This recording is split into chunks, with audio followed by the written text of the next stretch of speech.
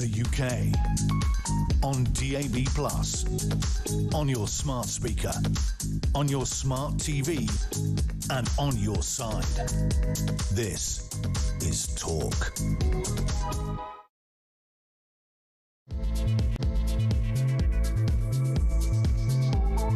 Very good morning. It is Julia Hartley-Brewer's Talk Nation. This is Talk, the home of common sense with me, Julia Hartley-Brewer.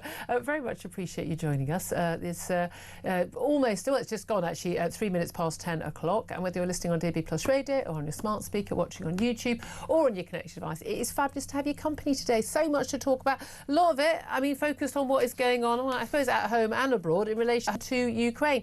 President Zelenskyy has arrived in Downing Street to be greeted with big hugs and smiles and handshakes from Keir Starmer. It's all part of a whole display of the European leaders to show that they are on board with Zelensky's and Ukrainian people's needs and wants and demands and hopes for this big Alaska summit tomorrow between Donald Trump and Vladimir Putin, where we're told there may well be a ceasefire deal agreed. I doubt there will be, but the big concern is, of course, if you want peace at any price, which is pretty much what Donald Trump wants, what is the price he expects Ukrainian people to pay, and will they be willing to pay it?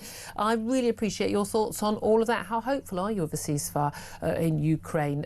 What terms would you expect if you were an Ukrainian? If you were an Ukrainian who'd been fighting to save your country, what would you expect if it was our country that had been invaded? What would you do?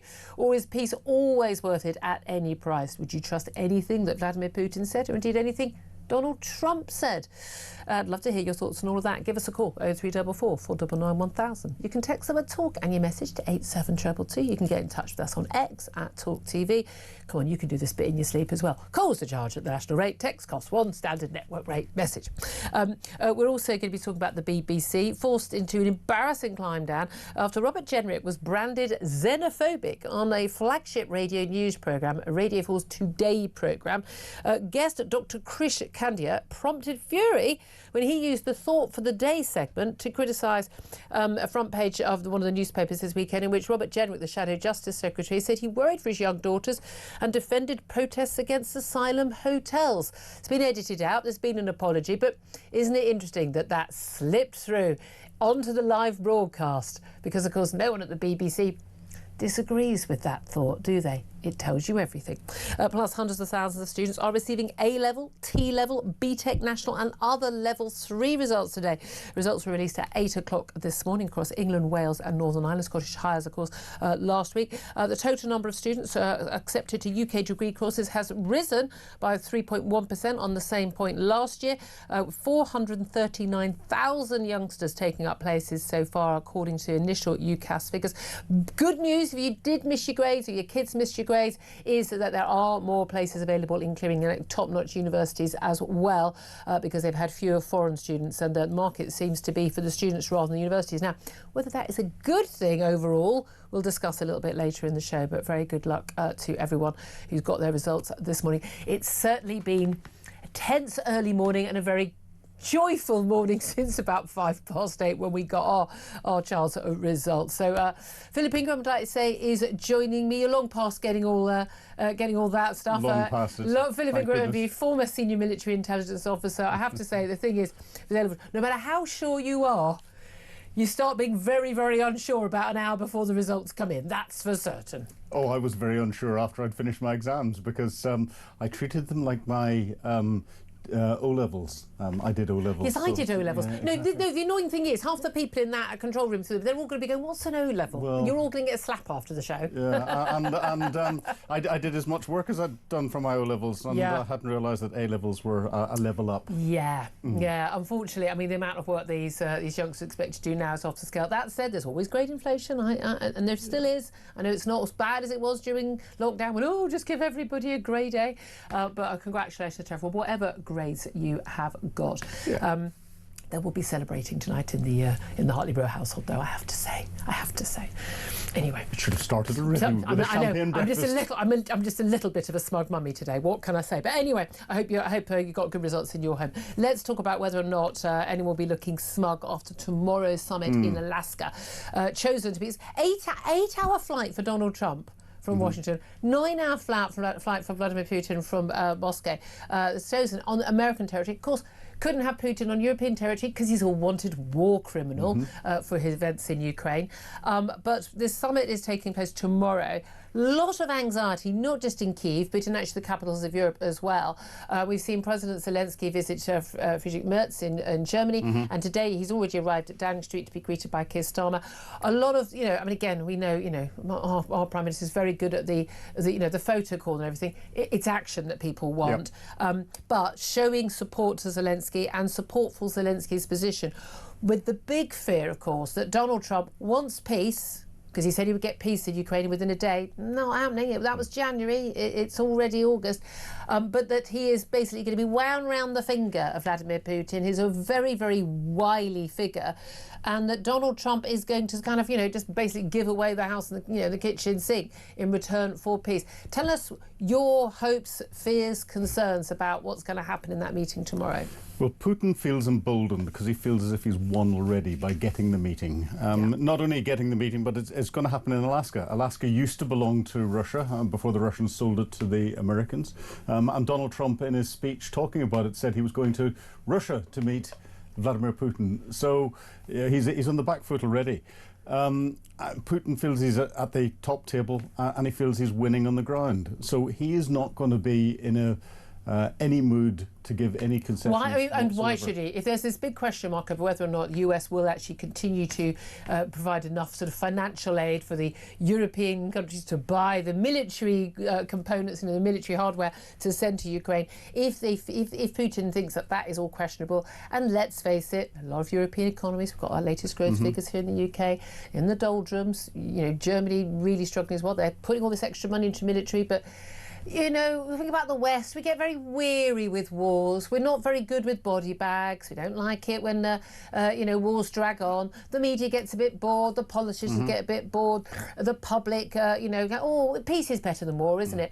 Well, yes, and it would have been in 1939 as well, wouldn't it? But it's a question of what kind of peace, isn't it? Exactly. And Western countries are beginning to wake up to the fact that you look at the Russian economy and the statistics look much better than Europe. The underlying economy. War economies do very well. Exactly. The underlying economy is terrible, but they're realizing that actually investing in your defence industrial base, underpinning your manufacturing, increasing manufacturing output, with an increasingly unstable world, there is a global market for military hardware, military capability, and therefore that's going to be good for Europe whenever other economic pointers are not in the right direction. But there's a real fear that Putin's not going to give anything. Trump wants a deal, and everything that he talks about, he's talked about offering Putin access to rare earth minerals. Yeah, and they're largely in the east of the country. They're in the Donbass region, the industrial region of Ukraine. They are, but he doesn't know them. He's got an agreement with Ukraine that at some stage in the future they'll extract them.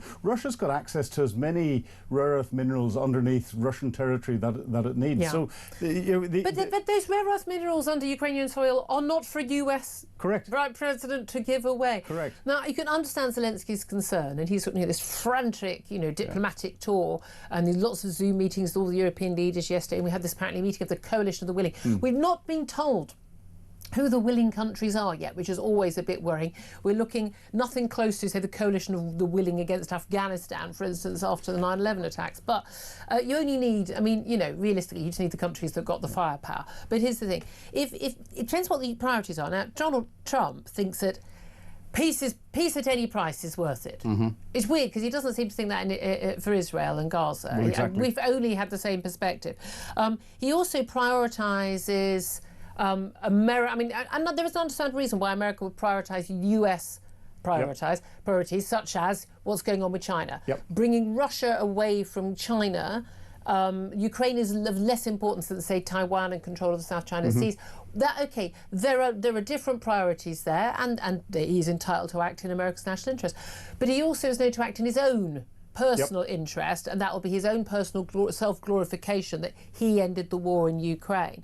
But there's also the thing where he thinks that everybody can be bought. Donald Trump he knows he's got a price, and he believes that everybody can be bought at a price. He is the Bonnie Blue of international politics, that everyone has their price. Now, of course, we know that Vladimir Putin is a kleptocrat. He's, by all accounts, the richest man in the world. Yep. Forget Elon Musk. Putin's got double that. It's just all hidden away. Swings best banks accounts, properties and yachts around the world. He is a fabulously rich man. He doesn't need more money. What I think that Donald Trump won't understand is that Vladimir Putin, this is about his nationalistic pride. Yes, status. This status. This is about what he believes. He genuinely believes the end of the Soviet Union is the worst thing that ever happened, that Ukraine is not only should be brought back into Russia, that Ukrainian is Russian. Yes. It should be under his domination. And he does not care about human life at all, least of all Ukrainians, but doesn't even care about Russian loss of life.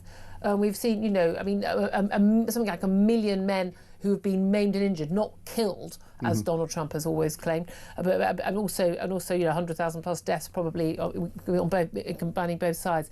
This is a very bloody, very horrible war. But this is the thing: can Donald Trump negotiate with Vladimir Putin when he fundamentally doesn't, as far as we can tell, and his aide, Steve Witkoff, they don't get where Vladimir Putin's coming from. Yeah, so he can't negotiate. If you don't understand the parameters and you're not on the same sheet of paper and you're thinking of things from a completely different perspective, you're not in a good position to start negotiating. And that's what's worrying not just European leaders but global leaders. So the coalition of the willing, the main players in Europe, UK, France, Germany, but we've also got Scandinavian countries that are in there. Who have a lot more military capability than many people think. They do. And the Prime Minister of Finland had a big say in the phone call with Donald Trump yesterday. But we've also got Southeast Asian leaders with Japan, Australia, as part of the coalition of the willing as well. And it's a coalition of political willing. Yes, they've got military capability, but that's a second order, third order question, putting military capability Well, in the we're ground. going to have to put our military hardware, our boots, where our mouths are? Hopefully not. If Vladimir Putin gets his way, then at some stage in the future, in the not too distant future, yes, we will, because there will be a larger European war and potentially a global conflict. Why do you say that? Because lots of people say, look, we shouldn't get involved. It's not our war. It's not our problem. We need to end this war, give away the territory. Putin's won. We're not, unless we're willing to go to war and remove him from Crimea and the Donbass region. He's won that. Let's just let de facto borders. Ukraine can get on with the 80% of the country they've got left. Why do you think that won't lead to a long-term peace? Putin's got expansionist policies, and it's not just Putin. It's all of those. And he that has are said them supporting out him. loud. It's not like we're guessing. He's written and given speeches saying and this. he wants the old Soviet Union back, with him as the Tsar at the centre of it. And of course, large parts of the old Soviet Union or the Warsaw Pact countries are now firmly focused on the West. They're part of NATO. They're everything else. Baltic states, Poland. Yes, he's got his ambitions for that, and he won't stop. And he's not going to stop. If there were a ceasefire, and say there was a de facto recognition, if not in law recognition at the United Nations, that he has control of large parts of the Donbass region that he already controls and keeps Crimea, which he's had since 2014, but Ukraine was given a proper security guarantee, as in a proper one steel cap boot over those lines, and all-out war happens, full, like NATO, America, Britain, France, everybody, we will, and if necessary, put our own boots on the ground.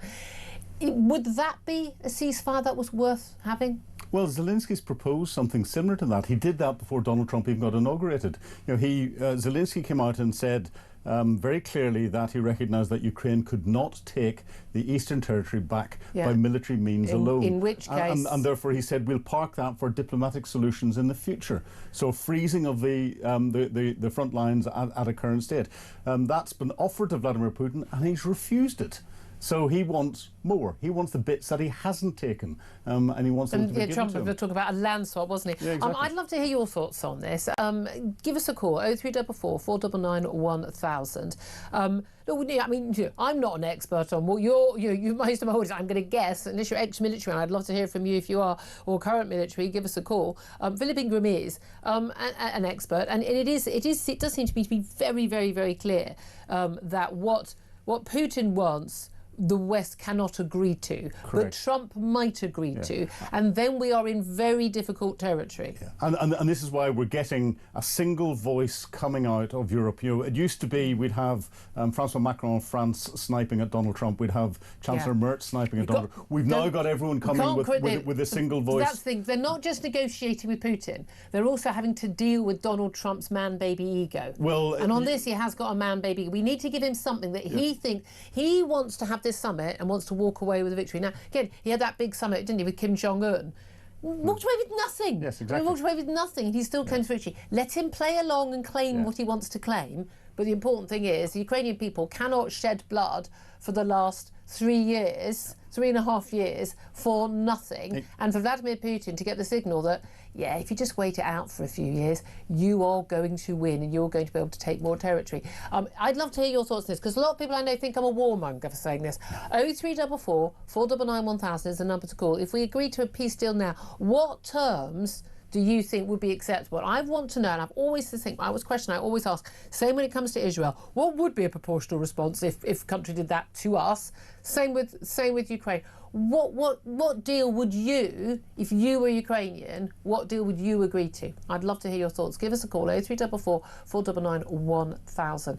Philip, I'm going to come back to you lots of times on this, but let's also talk about Robert Jenrick, the Shadow Justice Secretary. He's been very much on the front foot on these issues of crime, but also of crime from migrants, illegal migration, and it's extraordinary. Thought for the day, which is the most horrific item on a weekday morning on Radio 4. It's a flagship BBC Radio 4 show. I alternate between this and Mike's show because I need to know what they're doing on Radio 4. Also, it gets my blood boiling enough. I thought for the day I can never sit through. It's always basically it's woke for the day. Yes. It's just woke for the day, and it's not just like Christian or Hindu or whatever leaders. It's always the most woke, pointless nonsense. Well, on this occasion, they decided to, and they're pre-recorded, but they recorded it as live. Karish Kandia, who's the founder of a refugee charity, that wasn't mentioned. I wonder if they'd have someone on who was protesting against the asylum hotels on for equality. I don't know. But he basically just accused Robert Jenrick of xenophobia. And he said the Shadow Justice Secretary had fuelled fear of the stranger by saying illegal migrants made him fearful for his daughter's safety. He said the technical name for this is xenophobia. Robert Jenrick's hit back. BBC withdrew the programme, edited it, took that out of the recording of it. But isn't that typical that would get through? Yeah. No one would notice it. Yeah. But also, Thought for the Day is supposed to be 2 or 3 minutes of no politics. Yeah. You're not supposed to. I mean, they put the politics in the weather now. Climate change. They put politics in the sport. Oh, take the knee, rainbow. All they do. Like where is there no politics? But we know, politics is now imbued in many of the religions in this country. But it's what is always amazing. It's same as the death to the IDF chant from the band Bob Dylan at Glastonbury. Yep. The reason why they didn't pull it is because they didn't notice it, because it agrees with their worldview in the BBC. Yeah, and this calls into question the producers, the editors at the BBC. And they say this is provided by religious programming. It doesn't matter. No one listens to it first. They've still got producers and editors, and they need to be held to account, and there needs to be accountability in this. And no one ever is. No one's ever sacked. No one's ever disciplined. And Robert Jenrick is completely right whenever he said that he fears for his daughters, and his daughters fear when they're out of the strangers that are on the asylum Everyone I know seekers. feels exactly the same way. I do, and I'm pretty well built, and walking past some of the asylum hotels, I fear for my safety and would not want anyone close to me to be walking past them by themselves, because it's sinister. It really is sinister. Well, we saw the pictures that were front page of the papers yesterday with the migrants all running to the boats. Not a single woman or child among them, I have to say. Very sadly, it's feared that a baby has drowned, by the way, in the channel. Another capsizing. But again, sorry, if you're a parent and you're in a safe country like France and you put a baby on an overcrowded dinghy, I think that was Mediterranean. Apologies, you're right, Mediterranean. But either way, again, it is shocking. Sorry, you should be prosecuted. I think it's you and I would be prosecuted if we did it with our child. Exactly. It is just extraordinary. Let's also just briefly also talk about the growth levels. Economic growth slowed to 0.3% between April and June, but it was better than expected. Yes. Hooray! But it's still a slowdown compared to the first quarter of the country of this year. I mean, people are celebrating 0.3% growth. I mean, this is an absolute joke, isn't it? A complete joke. At least it's growth. But I remember in the election campaign, Keir Starmer and Rachel Reeves, Rachel of accounts, were turning around and saying that everything was based on 2 to 2.5% growth, and all the policies were costed to, and they were going to get it up there because they knew how to do everything, and they smash the gangs and they do everything else. We're nowhere near that. So none of the things that they promised this country in the election campaign they can deliver by their own figures. Are you saying Labour lied in the manifesto? That's a shocking thing to say. Don't worry, the producers will have dumped that so that we don't exactly, get absolutely. accused. So I don't think you're libeling them. I don't think they'll sue. Just finally, let's talk about A-level results. Record numbers of UK students accepted onto university courses. Message went out yesterday, I think, or a couple of days ago, I think, and a lot of parents with 18-year-olds were sharing this information that actually, if you missed your grades by one, there was a very good chance you were going to get into your university of choice, first choice. But 82% show that of those holding an offer who received their decision this morning have been placed in their first choice university, same proportion as last year, but you got a better chance in the clearing. There is this whole thing that lots of universities now offering, we'll give you money off your tuition fees, we'll give you 2 or 3 grand towards this or that. There is a worry. A lot of universities advertising, they're desperate for places because they want your money. They don't care whether you graduate, they don't care whether you actually last the course, they just want that 9.5 grand that you have to pay. I do worry though that the market has turned on its head and is the wrong way round. That certainly the market at the lower end of universities, not the top-notch ones, which will always be in demand, that actually they will take anybody. We've seen some kids are getting in, on E grades because they have diversity targets, for goodness sake. I don't think if you've got E grades at A-level that university is for you. And there are plenty of other ways of being very successful. And I know people who've got rubbish, literally rubbish A-levels, who've done a foundation course and then gone on to do really well. But what's happened is they've been failed by their schools, and then once they had proper teaching, then they did well. And my goodness, we need more of those foundation courses to get people who have been failed by the schools. But wouldn't the ideal thing be if they weren't failed by their schools in the first place? Well, yes, but we have to recognise that some people are academic, some people aren't academic. Exactly. Some people at 17, 18 are not academic in the slightest, but will go on when they're 20, 30 to be professors. But it's not. These are PhDs. Completely different lives. I know lots of people who've got firsts from Oxbridge. I wouldn't trust them to go up the road and buy a loaf of bread. They're genuinely incompetent people in daily life. And I remember seeing some statistics where a good percentage of the board of Rolls-Royce had come up through an apprenticeship scheme and they hadn't gone through university. So going to university is not the be-all and end-all. I would actually say, unless you've got a very specific thing you want to do that requires a university degree, or you are academic, and I would advise against it. And get into the world of work, get your training, find what you want to do, and you can always go back if you want to. And people forget that universities are businesses. They're not there just to provide education. They're there to make money for the universities and as a business. And part of that making money is getting the student numbers through the door. Yeah, and that's what they want to do. A lot of them now, that is all it is, and they really don't care. And you need to look at how many people doing that particular course at that particular university go on to get a job in that field. Very, very few at some universities, and a huge number of people who are dropping out. And you're dropping out. You've not got a degree. You've missed a couple of years of work. By then what 30 grand in debt plus. There are lots of different choices available now, and I really think that is really important to remember. But good luck to everybody. Hope you got the grades you wanted.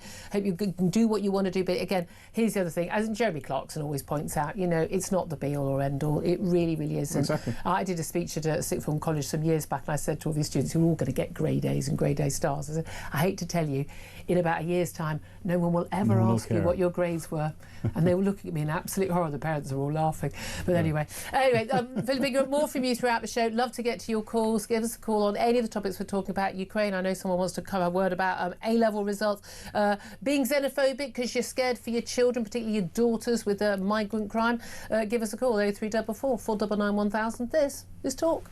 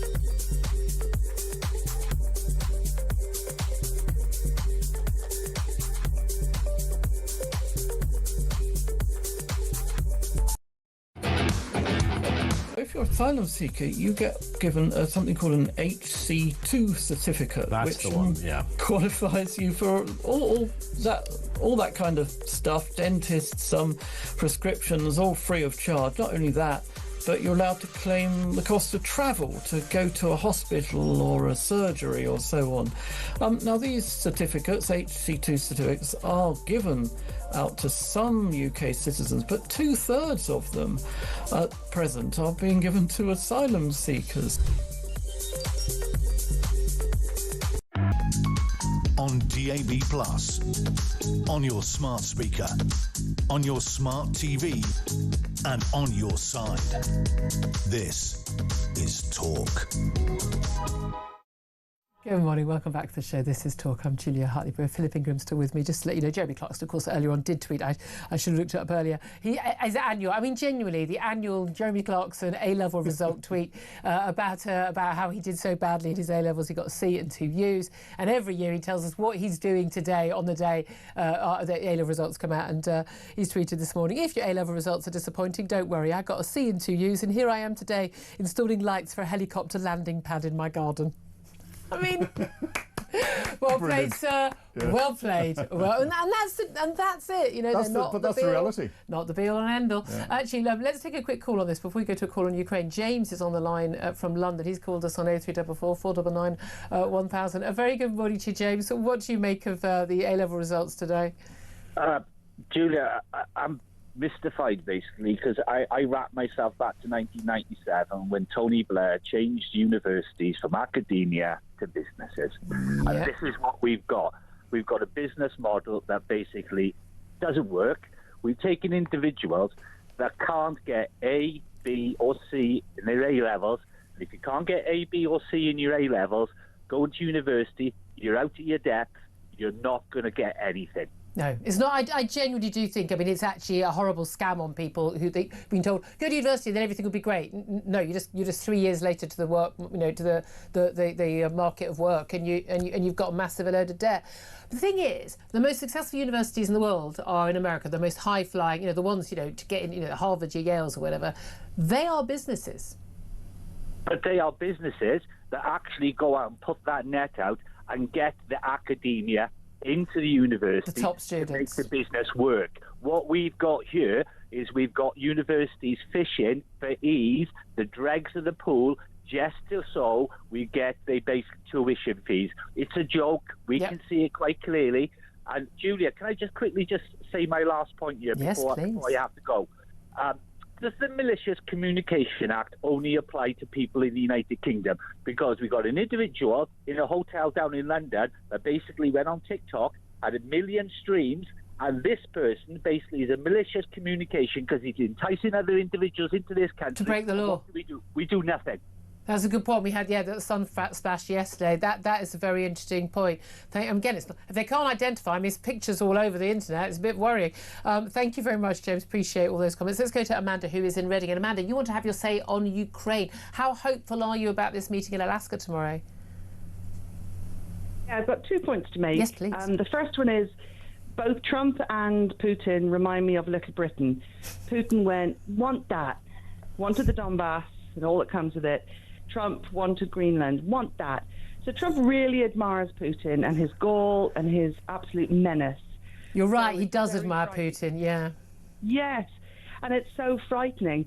Also, another quick point is that what's happening on our streets and in our shops on a micro level, people deciding to go into shops and going, I want that, and going in and just taking it. Yep. That's what Putin did. So you can't then just go, that's okay, no problem.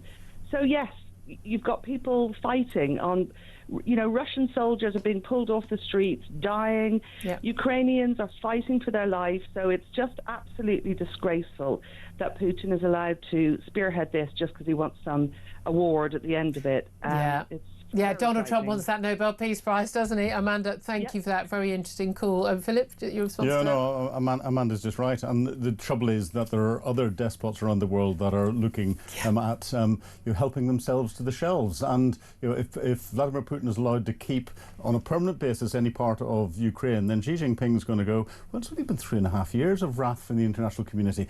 I can stand that. And his economy survived. I'm a much bigger economy than Russia and everywhere else. There won't be economic sanctions on China because the world economy collapses at that point. Correct. So Very he'll good go, point. I'm taking Taiwan. Yeah, that's the reality. Face it now or face it soon. I mean, we're in 1930s territory.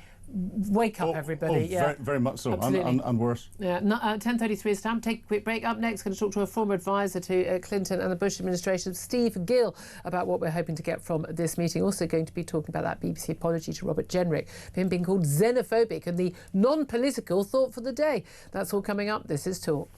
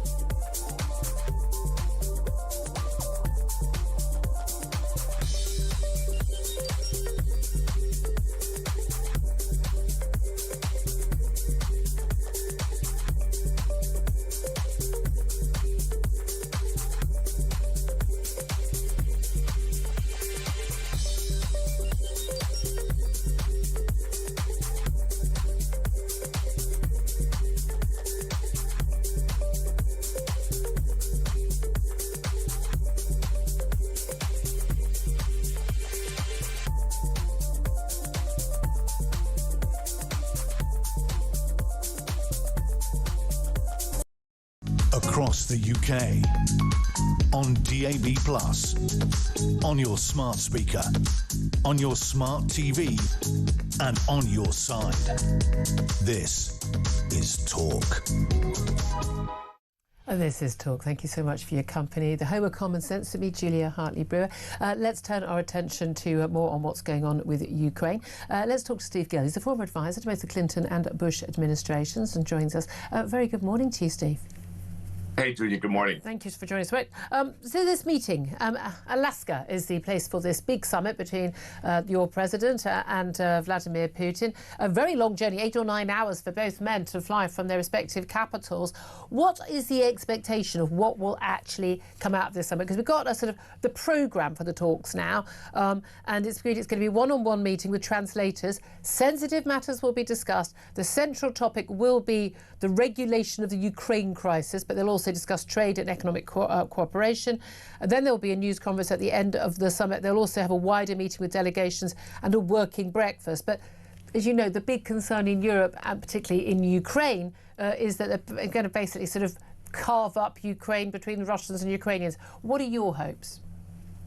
You know, I'm interested that they're meeting at Elmendorf Air Force Base in Anchorage, Alaska. When I was a little kid, we actually lived there. My dad was a career Air Force fighter pilot. So I've actually lived at Elmendorf many years ago. I think that this is good that you have these two leaders talking directly, not indirectly, not through third parties. I think there's no guarantee that when you're talking, you reach a negotiated resolution. But if you're not talking, you certainly aren't. And there's been too many years of them not talking, not getting the true facts from each other. And I think that's a step in the right direction. I am not hopeful that there's going to be any big grand resolution. I think that there's going to be a lot of discussion about Ukraine, Russia, but I think that a lot of the topics are going to involve the relationship diplomatically, business-wise between the U.S. and Russia. Yeah. You know, we have had, you were talking earlier about China, we have had the, unprepared resolution of pushing Russia closer to China. And now we're doing the same thing with India and others because of our policies. And I think trying to pull Russia back from China, who is our real military, political, and economic enemy, would be a byproduct that would be a good thing out of this discussion if it's possible. I mean, this is the thing, isn't it? That Ukraine isn't the only country in the world, and Russia isn't the only menacing state in the world, and certainly America will have slightly different priorities from European nations, which is why I think, quite rightly, Donald Trump has always been right to say Europe should, be able to fund and militarily provide the protection for its own continent, rather than expecting American taxpayers to pay for it. And I completely agree with him. That always thought he was right on that. And obviously, America's concern is about China. And there is this urge to sort of try and pull Russia away from the clutches of China. Of course, all the economic sanctions following the invasion of Ukraine mean that Russia has been selling more of its oil and gas to China, cut price, and indeed to India. And to India as well. And of course, we're buying it from India, pretending we haven't got the economic sanctions, fueling, of course, the war machine in Ukraine. But isn't there an issue also that it's not just that, say, Ukrainian/European interests don't necessarily ally with so closely with American interests in this in terms of global concerns, but also that Donald Trump's personal interest. He wants the glory of I'm the president that ends wars, doesn't start wars. He wants, Nobel Peace Prize. He wants, mind you, he deserved it more than Obama did. He got one after being nominated within weeks of going into power, having done not a single thing, which is ridiculous, frankly. But he also believes that every man has his price, because he knows he's got his price, and that he can offer these rare earth minerals or offer a deal, an economic deal or whatever, that will keep Putin happy. Whereas actually, what motivates Putin, he's already the richest man in the world with his secret bank accounts and things. What really motivates him is his nationalistic, expansionist policy for Russia. So is there a problem that Donald Trump and indeed his envoy Steve Witkoff, when he's had meetings with Putin, they don't really understand where Putin is coming from, and yet they're the men doing the negotiating? I think that one of the bigger problems here is that, whatever resources Putin has been able to amass, how much has Zelenskyy amassed? I mean, even he's acknowledging he can't account for $200 billion that's been sent. There's been no accountability. Weapons and munitions that were supposedly sent to Ukraine are turning up in other places. And we had the same in Iraq and the same in Afghanistan and the same in every single war. It's a corrupt part of the world. All former Soviet states are riddled with corruption. Wars always lead to that level of corruption. You know that, I know that. But are we really thinking right now Zelenskyy is carrying on the war for his own personal financial gain? He's certainly not carrying it on to benefit the people of Ukraine who've been dying. You've got polls in Ukraine of people, they want the war to end. Millions of military-aged men have fled Ukraine rather than fight for their own country. And that's it. And the same in Russia. And that happened in America in the Vietnam War as well. And other Wait. Now, during the Vietnam War, we weren't fighting for our own land. We were fighting halfway across the world. Yeah. There was no interest in us being there, so I can understand why people didn't want to go fight there. Ukrainians will not fight for their own territory. Sorry, Ukrainians are literally fighting for their own territory right now. And again, you say those polls. I've seen other polls saying very different. People want peace. The question is, ask all the Ukrainians in London, Julia. Ask all the Ukrainian men in London why they aren't back fighting in their homeland, why they're hiding in Poland and Ukraine and everywhere but Ukraine. They are not willing to fight for their country. That's why you're seeing men dragged off the streets. Some people aren't willing. Even if Britain was invaded, America, there'll be some people who wouldn't be willing to fight for their countries. Yes, we know that. That is the same. I don't understand what point you're making. You're saying that Zelenskyy is not acting in the interest of Ukrainian people. Well, all the polls have shown that actually, if there were an election, he would still be the most popular figure for Ukrainians. I mean, then hold an election. First of all, he is absolutely lying when he is saying you cannot, under their constitution, cede property. That's not true. The Constitution of Ukraine allows you to cede property with a referendum. He left that part out because he doesn't want to allow the people to vote. Steve, genuinely, this is like talking to someone who's a conspiracy theorist on the internet. I've read the Constitution. So, no. He's like, yes, they're not allowed to cede territory. The Ukrainian state, the president of the parliament cannot cede territory without a national referendum. Equivalent to like yes. And likewise, presidents elected in a national election. Not unusually, in wartime, when a country has been invaded and large parts of that country, 20% of it indeed, are not able to hold elections, and millions of men are away from their homes, and millions of others, women and children, are abroad, they are not holding elections. Exactly the same way that Britain didn't hold an election during the Second World War either, because we were facing war, and most other countries didn't hold elections during war. That is the norm. Not holding a referendum right now and ceding territory is not an unusual thing. What he's pointing out is without a referendum, he cannot cede the territory other than de facto. Let me just point out that maybe that's Americans not are the tougher. killer point you think it is, Steve. Maybe Americans are just tougher. We held 2 presidential elections during the U.S. Civil War. So I'm not going to take this, they can't hold an election because they're in the middle of a war. We held 2 during the Civil War. Yeah. I mean, 200 years ago. I mean, give me a break. Steve. 1860. Yeah. Pretty much 200 years ago, exactly. No, I'm sorry, Steve. Those are not the killer points. Those are not the killer points. Genuinely, do you think that if America were invaded, you're very lucky. You're a massive, cross-continent state. You've got 2 oceans. You're pretty much impossible to invade. You're very lucky. But if you think your country was invaded by Russia or anyone else, would you be willing to just go, yeah, we fought for 3 years, we've lost a load of people, maimed, our civilians bombed. Yeah, we'll just have a little meeting and we'll give up some territory, because I don't think a single American would sign up to that. Well, I think that why we don't get invaded is not because of these big, beautiful oceans. We've been invaded by illegal immigrants that are trying to do something about that. Stay on topic, Steve. England is unarmed. We are armed. I think we would be fighting in the streets against any invasion. That's the other reason nobody invades us. The bottom line is that the Ukrainians are defending an area that identifies, speaks, and is Russian. They have lost that territory, despite the claim that Russia there are lots has of not Russian made any speakers. invasion. Zelenskyy was brought up as a Russian speaker. It was a Russian satellite state. That's the norm. Yes. Oh God, I've had East European nannies who grew up speaking Russian. They were required to speak Russian. They didn't have a sodding choice about it. They grew up Russian in eastern Ukraine. They're Ukrainian. They're Ukrainian. Look, you've got Texans who want Texas to be an independent state and everything. It doesn't mean they're not American. Well, that's not the same thing. No, as well, when it you've is got the same people thing. in the eastern Ukraine who've been bombed, attacked, and murdered by Kiev for a decade, and not surprisingly, they would rather be part of Russia, where they identify. There's been a referendum, a completely fake referendum being held. Genuinely, Steve, were you there, Julia? Julia, were you there for the referendum? Were you there? Yes, I was. Yes, Julia, I was there in Luhansk, Mariupol, and Donetsk. I witnessed the voting there when they sent their representatives to Moscow. I was there on the ground seeing it, and there wasn't anybody from Western media. There wasn't anybody from Talk. There wasn't anybody from CNN, Washington Post. They were in Crimea. It wasn't a legitimate referendum because you can't hold a referendum if you're not the national country government. But there we are. Right, I'm going to give up on this, Steve.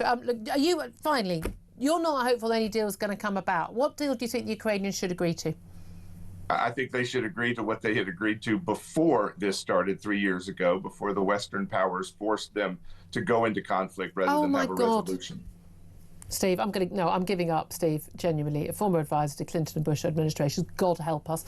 Philip Ingram, come on, you come back, come on. Well, comparing the US Constitution to the Ukrainian Constitution, they're 2 different countries. They've got 2 different constitutions, so there's no comparison there. The Ukrainians are fighting for national survival. Yes, some Ukrainians left the country, but there are Ukrainians dying on a daily basis in very large numbers to try and protect their country. Vladimir Putin is trying to steal their country, and he will not stop there. I don't know where Steve is coming from with all of this. Corruption and war. These are Kremlin talking points on social media. They're all Kremlin talking points. And corruption and war. Zelenskyy came in an anti-corruption as an anti-corruption advocate, and has been pushing anti-corruption. There was huge corruption in Ukraine beforehand. There's a lot less corruption now, but it doesn't mean it doesn't exist. I don't even know or care whether Zelensky's whiter than white. I mean, genuinely. And in the United States, you're trying to say that a percentage of the population speaks Russian, therefore they must be Russian. Well, what about the people who speak Spanish in the United States? Maybe we'll cede all of that to Mexico because they speak Spanish. It's genuinely... what planet, Steve? It's literally nonsense. Thank you very much indeed for that. 10:46. Love to hear your thoughts on all of that. Give us a call, 0344 499 1000. If you want to spout some Kremlin talking points to us, do feel free. Just some breaking news. Paul Doyle, he's the 53-year-old man who was accused of driving into crowds at Liverpool Victory Parade back on 26th of May. He is now facing a further 24 charges relating to that incident. More than 130 people, including children, were injured when the Ford Galaxy vehicle allegedly allegedly driven by Paul Doyle, ploughed into hordes of fans at the celebrations of the Liverpool's title parade. The 53-year-old was originally charged with 2 counts of wounding with intent, 2 counts of causing GBH with intent, 2 counts of attempted grievous bodily harm with intent, and 1 count of dangerous driving. The new charges include 23 of assault, including 6 relating to children, including a 7-month-old and a 6-month-old, and also 1 of affray. The case has been adjourned to September the 4th, but Paul Doyle, the man accused of those crimes, he appeared over a video link from prison at a hearing at Liverpool Crown Court this morning and was seen in tears. That's in relation to that. So 24 further charges for Paul Doyle. Of course, remember the white British man, we were told, within 2 hours of that event, driving into crowds of Liverpool's victory parade. Those are the charges which he's alleged to be guilty. And of course, that is still, again, if you don't, before you go on social media, please don't. We are talking about a criminal proceeding. We want to make sure that a fair trial is heard and let the jury decide. That's how we do things in this country. Going to take a quick break. Up next, let's talk about the BBC having to apologise to the Shadow Justice Secretary after his non-political thought for the day accused Robert Jenrick of being xenophobic. Why? Well, because he worries for his daughter's safety. What a horrible, horrible man he must be, eh? Don't we all worry for our daughter's safety? We'll talk about that up next. This is Talk.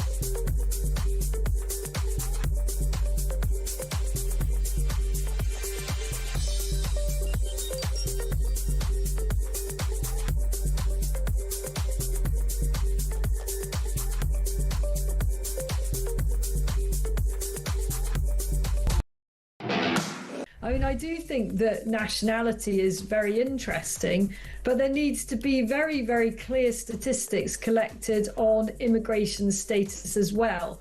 You know, not just whether someone's an asylum seeker, but if they are a refugee, in other words, they've been granted a right to remain, how long have they been in this country? How long since they were granted their right to remain?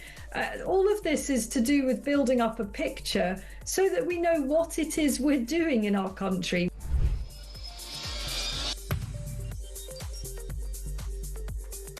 UK on DAB+, on your smart speaker, on your smart TV, and on your side.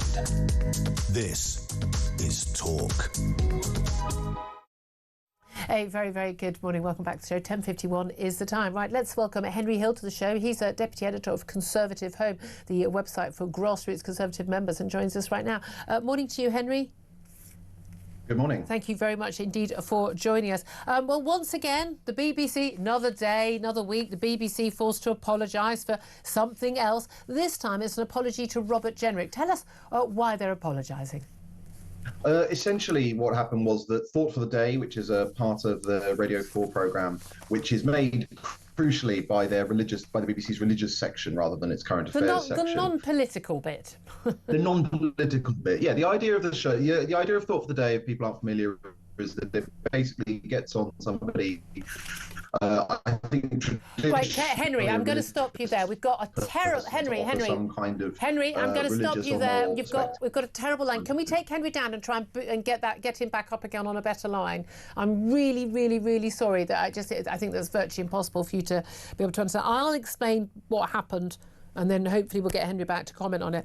But they've had to drop the Thought for the Day segment on the Today programme from their recordings after the guest, who's called Krish Kandiah, the founder of a refugee charity, even though, of course, this wasn't stated on air that that's what he was. But he said the Saudi Justice Secretary had fueled fear of the stranger by saying illegal migrants made him fearful for his daughter's safety. He's got 3 young daughters. And they said there's a word for that. It's xenophobia. Right. Henry Hill, I think we got back on a better line. I've just explained what Krish Kandiah said. But Robert Jenrick hit back at him, didn't he? Can you hear me? Yes. Yeah, I can hear you absolutely fine. This is very strange. He said that actually being worried about the people in the neighbourhood where your children are growing up is not a xenophobic thing to do. And I think that the overwhelming majority of voters would agree with him. Yeah. Xenophobia is about hating outsiders per se, right? It's about just like, oh, you know, they're not from round here, that kind of thing. But actually, Robert Jenrick will know, as Shadow Justice Secretary, that there are very good grounds for worrying about some people coming into this country. Not all people, but some people. And I think the fact that this was disparate, and I think the other crucial thing when it comes to the BBC, and look, I'm a defender of the BBC, but the crucial thing is, I think it's an input. Look, there are very few British institutions left, right? I think and I think that we actually are harmed by the fact that we have relatively few British institutions. I'm a critical friend, but I think that it does some important work. It should be, and it should do only entirely important work. I used to be a massive defender of the BBC. I've never been a defund the BBC person, but I think, frankly, their coverage of a number of topics lately, I think they're no longer a British institution. They're a woke institution. But here's the crucial thing that is here. The BBC has impartiality guidelines, and those are really important. The person who said all this stuff did not reveal in the course of this section that they were the head of a refugee charity, right? And so it looked like some independent figure offering they used the word technical. They said the technical word for what Robert Jenrick did was xenophobia, as if they were offering some kind of expert analysis when they were in fact a partisan who deeply opposes Robert Jenrick's agenda for political reasons, and were allowed to present that view, which is a legitimate political view, but they didn't present it as a political view. And I think that's the real problem with this section, and that's why the BBC was correct to edit it. Well, absolutely. Well, they were incorrect to allow it to go out. They say, well, this came from our religious section, so, you know, all nothing to do with us, Gov. No, you're really saying to me, no editor, no producer actually heard what was going to be recorded and knew what was going to be said. But the same thing, I made this point earlier, it's exactly the same as Bob Villan when they shouted death, death to the IDF, and Glastonbury. It was allowed to carry out, being played out on BBC iPlayer to millions of people, and no one thought to take it down immediately, was because they didn't think it was controversial. And the people at Thought for the Day who work there, and I have a number of messages with people off air with people who work there, you know, the majority of people there wouldn't have thought it was a controversial thing to say that being fearful for your daughters because of illegal migrants was a xenophobic and a bad thing to be. That's what they think. So that's why they don't notice that it is a political point. Yeah, absolutely. I mean, there's a wonderful description of progressivism, which is that it seeks to make everything political except politics, and that it tries to take the politics out of that. And the idea is that actually, oh no, these are just the views of decent people. You know, this is just basic rights. This isn't politics. When, you know, in fact, you know, the whole point of democratic politics is that everything is up for political debate. It's democracy is a means of mediating disagreements. It's actually quite an unromantic form of government. But I think this is the reason that actually complaining is important, because the BBC does have feedback mechanisms, and as we've seen today, the BBC can and does respond to that feedback. Now, you and I might agree that it would perhaps be better if they had a more diverse internal workplace culture, and maybe there was someone in the office who would point out that this was the case before it went on air. But given that that is not currently the case, it is more important that we actually have those external feedback mechanisms. And so if you as a listener hear something on a BBC programme which you know to be wrong or you think to be biased, the BBC does have places where you can complain and where you can speak up. And it doesn't. Yes. It might not always do it, but it does sometimes act on Well, it. I don't think we'll change their minds, but we make it hard for them. I'm certainly on the climate change propaganda they put out, and certainly and I would say the pro-Hamas propaganda they put out. People should absolutely be complaining every single day. I mean, I literally tear my hair out. I haven't got much to tear out, but I tear it out every day. And I listen to too many of the BBC broadcasts. They were a British institution. I think they're a woke institution now. I don't think they represent the British people or anything Great Britain. I think they're all ashamed of being British. I don't know why they don't just... They're kind of xenophobic against their own country, bizarrely. But Henry Hill, I'm so glad we got the line back up. Thank you very much indeed for joining us. Philip Ingram, the thing is, the BBC, these are always innocent mistakes, aren't they? There's innocent mistake after innocent mistake after innocent mistake. But this has been going on since before Brexit. It's like, this anti-Tory, anti-Brexiteer, pro-migrant, all migrants, are desperate, pro-benefits, and, pro-high taxes. Mm-hmm. I know the stance of the average, BBC employee. I know the newspaper they read first thing in the morning, and it's The Guardian. I've been in the office. I know where they're coming from, and it shows on air. But they're supposed to be politically neutral. They are not.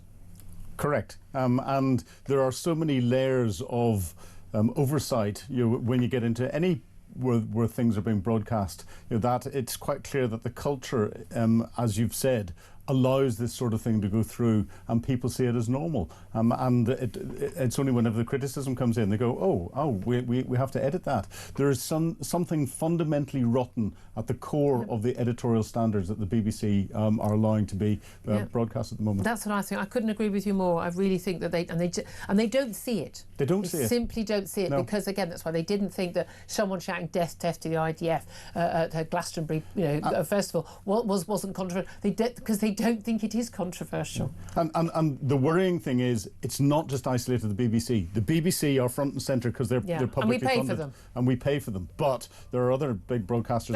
Sky and ITV are just as bad these days. Absolutely. Again, you can see even in the stance of like, we're going to cut benefits. Immediately it's like some woman who says she can't feed her kid. Always the size of a house. No, seriously, it always is in a food bank, as opposed to like, well, why don't you interview some taxpayers who are struggling, who would really, really like not to be paying for benefits, people to live on the sitting on the sofa all day. Just to let you know, breaking news, President Zelenskyy has now left Downing Street. It really is a whistle-stop tour.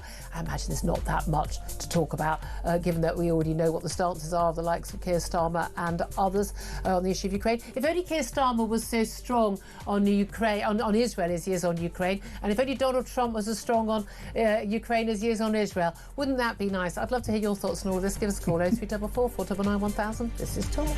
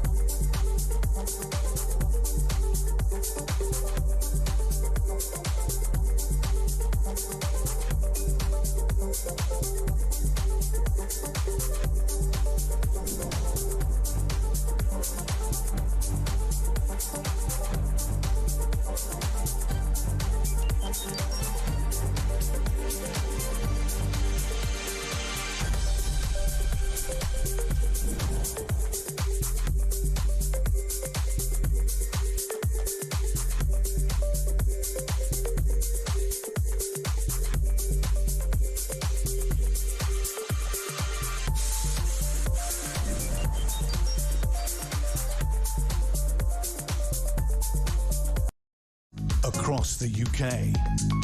On DAB+, on your smart speaker, on your smart TV, and on your side. This is Talk.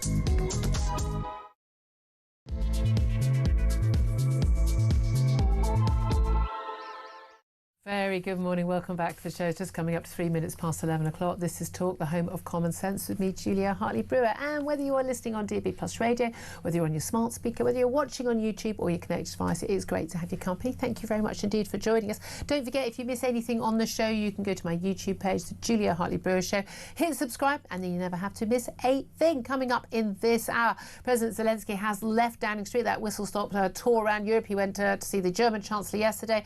Had lots of Zooms with the coalition of the willing of European leaders who want to defend Ukraine against that invasion from Vladimir Putin. But he's met with Keir Starmer, our Prime Minister, today, greeted very warmly on the steps of Downing Street. He has now left. This is all coming ahead of that big two-man Alaska summit between the President of the United States and the President of Russia. But what is Donald Trump willing to give Putin in return for an end to the war in Ukraine? And is the ceasefire at any price worth it?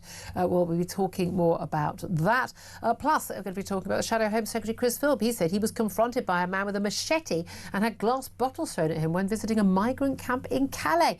The question is, what does this tell us about some of the people crossing the channel illegally? Oh, do you think Robert Jenrick might be right to be worried for his daughters, for their safety, because these people eventually make it here? Plus, hundreds of thousands of students receiving their A-level, T-level, BTEC, National and other Level 3 results today. Results released at 8 o'clock this morning across England, Wales and Northern Ireland. Highest in Scotland last week, of course. Total number of students accepted to UK degree courses has risen by just over 3% on last year, with 439,180 taking up places so far, according to initial UCAS figures. Good luck to everybody. I say we're certainly a little bit happy in our household. All done. That's it. School is over. We're done. But I hope things have gone well for you and yours on that front. Philip Ingram, delighted to say, joins us. Philip Ingram, MBE, former senior military intelligence officer. Always great to have you in the studio. It's always good to be in. Always great, particularly when military and these sort of big geopolitical battles are top of the news, and certainly Ukraine is top of the news for those people who haven't got A-level grades this morning anyway. Where are we in terms of first of all, what do we think that Keir Starmer and Volodymyr Zelenskyy discussed in number 10 this morning that hasn't already been said? I don't think they've discussed anything new. It's just probably a readout of how Donald Trump has reacted to the joint call that happened between the leaders of the coalition, the willing, yesterday, and Donald Trump, and President Zelenskyy was part of that call as well. And Donald Trump has come out and he was asked whether if Putin didn't agree to some form of ceasefire, whether he would come down hard on him, and Donald Trump said yes, he would. But this is the, I think, 6th ultimatum that Donald Trump has given Vladimir Putin, and not followed up with any of them. So Putin is sitting there going, Carry on. Haven't followed up on the other 5, so I'm not going to listen to this one. And again, when he brought down that 50-day date, ultimatum to sort of 10 to 12 days, and then they had the phone call. And then, again, nothing ever happens. I have got to say, I would worry about Donald Trump's parenting on that front. Because just say, no, need one of those parents. No, yeah, all right. Yeah. And what a surprise. But this is the thing, I'd love to hear from you, because Zelenskyy has met Keir Starmer in Downing Street today ahead of the Trump-Putin summit on Friday. How hopeful are you of a ceasefire in Ukraine? What do you think, if you were Ukrainian, or let's say we'd been invaded, what would you be willing to do for a ceasefire? No one, apart from Vladimir Putin, who really doesn't care about his own people or anyone else's, no one's sane or psychopathic wants another person in Ukraine, or indeed a Russian conscript, to be blown to pieces on the battlefield, do we? We want peace, but at what price? What price should we be willing to pay? What are we willing to do to help the Ukrainians? If Donald Trump, what should we be willing to do? If Donald Trump does basically say, yeah, you know what, you can keep what you've got from Ukraine, and no, I'm not going to offer a full-scale guarantee, cast iron guarantee that we're going to protect the rest of Ukrainian territory. And anyway, why would the Russians ever think that was genuine anyway, given that is it the Budapest Memorandum? That Britain, America and Russia all signed up to guarantee Ukraine's borders. When Ukraine gave up their nuclear weapons, gave them back to Russia, they said they could be an independent nation state and we guaranteed their borders. People are saying, well, we don't have a duty of care. Yeah, we do, and so does America. Don't sign treaties like that unless you are willing to actually back it up. I want to hear your thoughts. Give us a call, 0344 499 1000, text on 87222, get in touch on X at Talk TV. Calls are charged at the national rate. Text altogether now cost one standard network rate message. Philip, I mean, I just have no real hopes that anything good's going to come out of this meeting. But I do have worries that this meeting in Alaska, which is an amazingly, and was it a 9-hour? No, it's an 8-hour journey from Moscow. From Washington. 9 hours for Putin from Moscow. It's a long way from anywhere. That I think they're going to be patting each other on the back. Putin is a wily ex-KGB man. He knows how to he can wind Trump round his little finger. Trump thinks that everyone is motivated by money. He thinks that's the only thing. Putin has more money than the rest of the world put together, all secretly hidden away. He doesn't need money. He wants power and prestige. And he gets that by expanding Russia. He wants to get back the old, Russian Empire.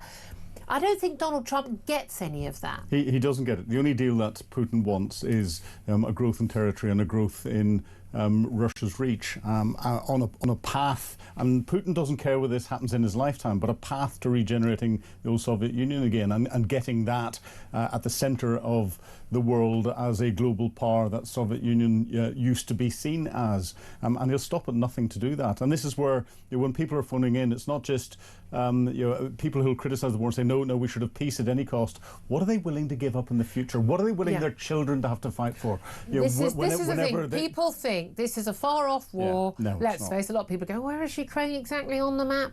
And it's not our problem.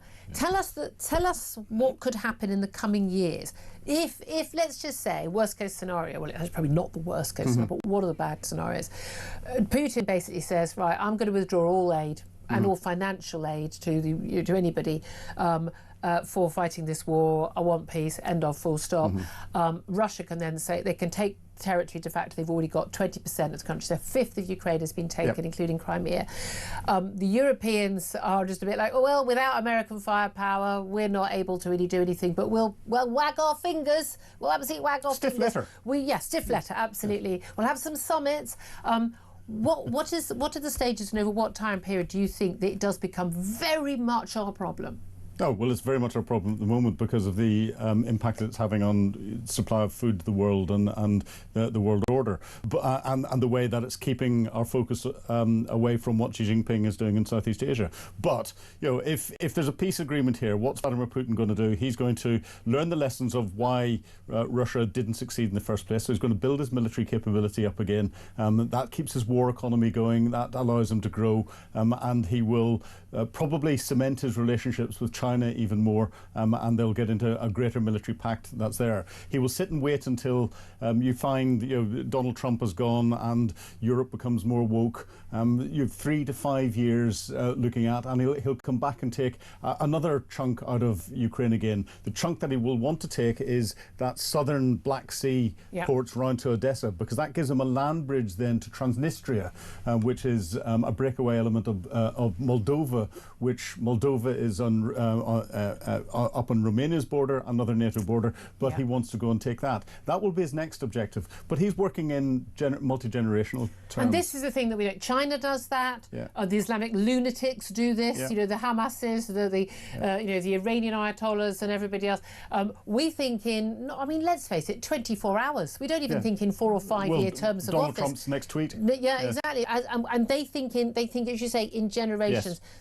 That said, he's over 70, 71 now, Vladimir Putin. He hasn't got that many more years. He hasn't, but those that are, in the next layer underneath him, where his successor would come from, are the architects of what's going on. This is not just one man. This is a whole regime. How hopeful are you? Look, we don't have a NATO style, was it Article 5, where we one for all for one, and we will take whatever action necessary. Although again, having read it in full, having prompted by a guest in the last year. Yeah, it's not quite so clear. Yeah, we will militarily fight for you. But, you know, Finland have been invaded before. You know, Poland, the Baltic states know they're under threat constantly. Again, Vladimir Putin is saber-rattled with them as well. Do you genuinely believe that NATO, including America or not including America, would actually militarily defend Estonia, Latvia, Lithuania? I think, Poland, they're a big country. Would we go to war to defend the Baltic states from Russia? Bearing in mind they have a Russian border, that enclave. I worry that we wouldn't. No, quite simply we would, and it's because we've got triggers there. We've got British forces deployed in the Baltic states at the moment, and therefore, if the Russians did decide to invade, they would engage British troops. And troops from other NATO nations are based there as well. That is a political trigger, because it then means that troops. Should we put boots on the ground in Ukraine? Should part of the pledge, if it were, Putin, you can keep Ukraine. You can keep Crimea. Keep parts of the Donbass region, the eastern industrial region, which is already destroyed anyway. You can keep some of that. Yeah, you'll be able to get those rare earth minerals, out of there. But the rest, we absolutely cast iron guarantee no more. I mean, that's already a reward for Putin. He can walk away, say he's got a victory. Should we put boots on the ground to protect that peace? Well, boots on the ground to protect that peace. Protect is a very difficult word to define when there isn't a peace agreement and you don't know what the parameters are. But I see no reason why the West shouldn't put troops on the ground to help Ukraine rebuild its military so that it's capable of looking after its own territory and develop that. Okay. We're providing that training in our own countries at the moment. We could take that training and put it into Ukraine and help them do that, especially if the Russians aren't attacking other parts of Ukraine on a daily basis, and it's safe for us to do so. Do call in. Love to hear your thoughts on this. 0344 499 1000. If your thought is that, you know what, stop talking about Ukraine, worry about Britain. We do talk about Britain an awful lot, but I'm really happy to take that call and discuss that with you. Give us a call, 0344 499 1000. Let's also talk about UK's economic growth, because this is actually related to our military capability and indeed our ability to deal with any problems in this country, including things like NHS waiting lists, which we'll also come on to. UK economic growth slowed to 0.3% between April and June. So that's the second quarter of the year, but it's better than expected. It's still a slowdown after the first 3 months of the year, the first quarter. Now, lots of people expected, as Donald Trump had threatened tariffs, that there was a whole idea that the economies have sort of boomed a little bit. Weren't completely flatlining in the first months of the year in many countries, because people were getting orders in before they thought the tariffs were going to come on, and there was that extra production that happened as a result of that. And now we're back. We would expect a little bit of a slump, but when the Chancellor is basically patting herself on the back for economic growth of 0.3%, that tells you just how bad things are, doesn't it? It does, especially when during the election she calculated all of their policies on a 2 to 2.5% growth rate, and we're nowhere near that. And no chance of getting anywhere near that. And you look at a number of most of our policies that are coming out, and this is coming out from business leaders. They are anti-business. We are seeing more and more high street chains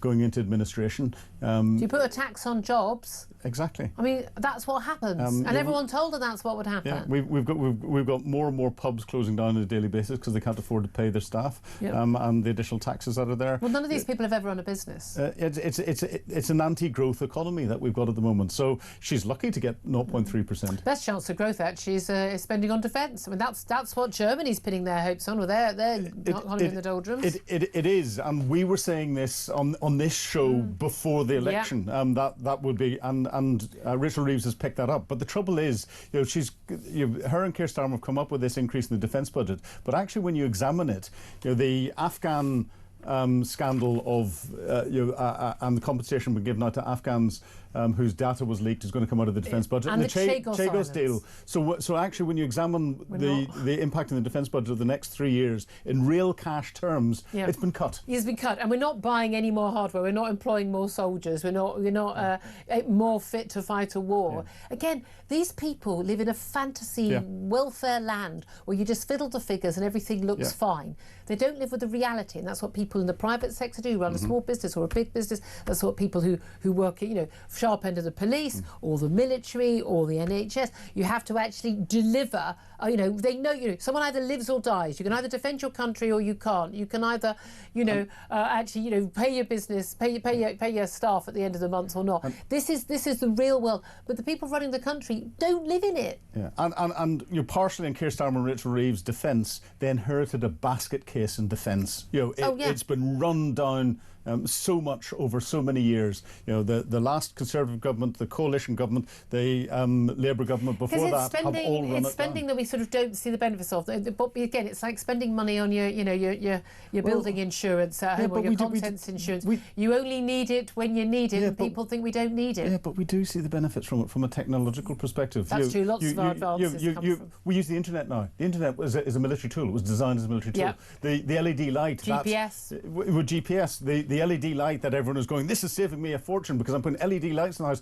It was invented by defence scientific and technical laboratories. Well, again, the main thing is, of course, we do need, going back to growth, we need growth to pay for everything. Yes. Certainly growth in welfare figures, an extra 1 million claiming universal credit we were discussing on the show yesterday, but also tackling the NHS waiting list. Quality Watch have reported, there's a report by the Nuffield Trust, they're a health think tank, they found that figures in terms of the NHS waiting list had fallen, because we've been, Wes Street and the Health Secretary said 260,000 people have drop in the NHS backlog since the general election. It was not a coincidence, he said, it was because of record investment and fundamental NHS reform. Well, actually, this report from people who know what they're doing says that it actually fell because people came off the waiting list because they either died, moved abroad, or no longer needed treatment, i.e. there was no point treating at that point for that particular treatment, or they had paid to go private, and the public had been misled about why the waiting list had fallen. Now, I mean, this is the reality. Some 2.4 million appointments and operations removed from the NHS backlog. Now, some of this is patients who've moved to a different area. They're on 2 different lists. This is, people who've moved abroad. Again, people may no longer need that procedure because something else has happened. But at the end of the day, I mean, I know so many people. I know people who have never financially had anything more than a few £100 in savings, who have begged, borrowed and stolen to save up, family all donating to pay for private treatment so their loved one isn't living in pain every day, waiting a year for an knee operation or the like. People are desperate, people are coming off their waiting list, but there's no evidence that the NHS is actually delivering more care, despite huge increase in hirings, although I would say not enough at the front line, and a huge multi-billion increase in funding. What's going wrong? It's mismanagement. I know people who are on 4 different waiting lists for the same condition. So, because there's a waiting list for that specialist and that and that, and therefore they've been counted 4 times until they get in that, and some are on more. And this is where, again, we said it whenever the figures came out, and Wes Streeting said that he was going to reduce that. We said you just need to get the management right, because there'll be so many people counted 2, 3, 4, 5, 6, 7, 8, 9, 10 times, but it's the same person, it's the same list. The numbers are all wrong, and it's management across the NHS that's the bureaucracy of the NHS is part of the problem. I think certainly part of the problem, certainly in the London South East areas, we've imported, I'm sorry I'm going to say these things out loud, imported the third world. We've got third world bureaucracy. You've got people who are pushing paper who really don't care, and it's just like, here you go. And as I said, I mentioned on Mike's show earlier, certainly with all the cases when I know of people who've been waiting for, in my own family, so people I've been able to speak in detail about, turning up for treatment, paperwork's not there. Remember the family had cataracts, 2 different cataract operations, 6 weeks apart, and on both occasions 6 people were booked in for the same time. Again, not supposed to do that, waste everyone's time, but they do that because they know that a third of the people won't have their operation. So 2 of them didn't, in each time didn't have their operation. Why? Their paperwork hadn't arrived because the system, they couldn't get it in time on that day, so they cancelled. They'd go back on the list again. And when a member of my family, because I'm a chip off the old block, basically spoke to the hospital boss, literally insisted on speaking to the chief executive. This is crazy. This is a waste of the consultant's time. This is a waste of everyone's time. You need to sort this out. They kind of shrugged. I had an MRI scan a few years ago for a suspected problem in my back, and I turned up half an hour early because it was a hospital I'd not been to before, and I didn't want to risk not being able to find parking. And it was one of those sort of big trucks, the massive MRI scanner in the back, and they just go around the hospital. Very efficient. I like it. But I sort of knocked on the door and said, "Hello, just want to flag. I am here. I'm just going to go and sit in the cafe in the hospital wait for my slot, but just you can tick me off the list, I'm here. And they went, oh, you can come in now. I mean, I said, oh gosh, you're running early. They went, no, I mean, the last 3 people didn't turn up. Yeah. And it's quite normal, and they know that. Yeah. Apparently, again, 20 or 30% of people don't turn up for they've either waited so long that the problem has resolved itself. They're too scared because MRI scanners are absolutely terrifying. You have to stay so still in basically a white coffin. It was an absolutely horrible experience. But they say that they don't turn up. And I said, why don't you book an extra 20% of people? Yeah. And then so for a fifth of the time they're sitting there doing nothing with this multi-million-pound costing machine on a truck out in a hospital car park. It is madness that we are living like this. Madness. It's complete madness. I was sitting in a public office space, and there was only one other couple that were in there talking, and it was the chief executive officer of a West Midlands NHS charity talking to a personal coach. And they had a 2-hour meeting, and I couldn't. What, his life coach? I could. It was her. No, her business coach, and the NHS was paying for that, and for the 2 hours, she talked about the relationship that she should have with her PA, not the management issues that there were across the whole of the multi-billion pound. Do it after work, love. Yeah, not the multi-million-pound business that she's running on behalf of the NHS. What a waste of time. I genuinely think we need a mass clear out of NHS management. Mass. I mean, just genuinely. The default is you're gone. People say, well, we need to bring the expertise. Well, your expertise ain't delivering very well so far. Again, I've said it for a long time in terms of people I want running the country, but definitely running the NHS. Whoever does logistics at Tesco. Yeah. Anyone who gets all that stuff on all the shelves, on all of those stores every single day, and when the weather changes at all, I want that person running the NHS. I genuinely think we could have this sorted very, very quickly. I'd love to hear your thoughts on all of this. A-level results, of course. Again, lots more youngsters are going to get into university, even if they do miss their grades, which is great if it's your kid. Is it so great for our economy, though? More and more young people at university, perhaps not making the grade, perhaps getting a degree, a second-rate degree from a second-rate university, a piece of paper that costs them 50, 60 grand in debt, that doesn't necessarily equip them for the world of work. Employers aren't that impressed with that piece of paper. Is it worth their while? Should we be looking more at the apprenticeships? Have we turned universities, as one of callers pointed out earlier, into businesses rather than colleges of academic excellence? I'd love to hear your thought on that. 0344 499 1000 is the number to call. Have your say. Lots of calls coming on in Ukraine. We'll get them up next. This is Talk.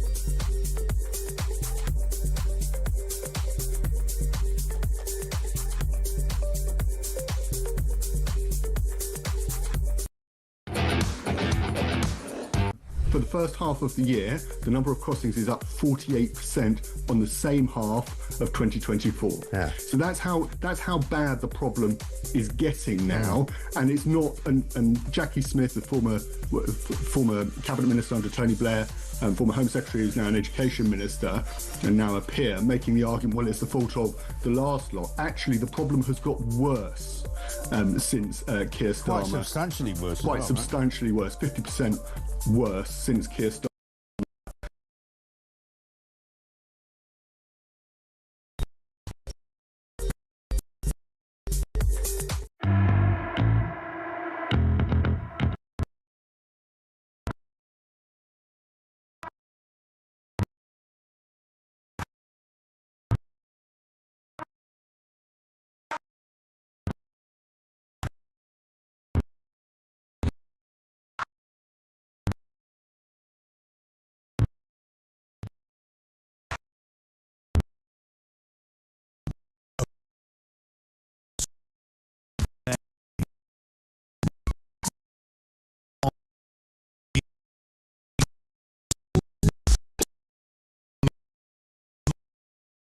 This is Talk. Welcome back. I'm Julia Hartley-Brewer. Philip Ingram's still with me as well. Lots of calls coming in on Ukraine, but of course you're welcome to call in on any of the topics we're talking about today.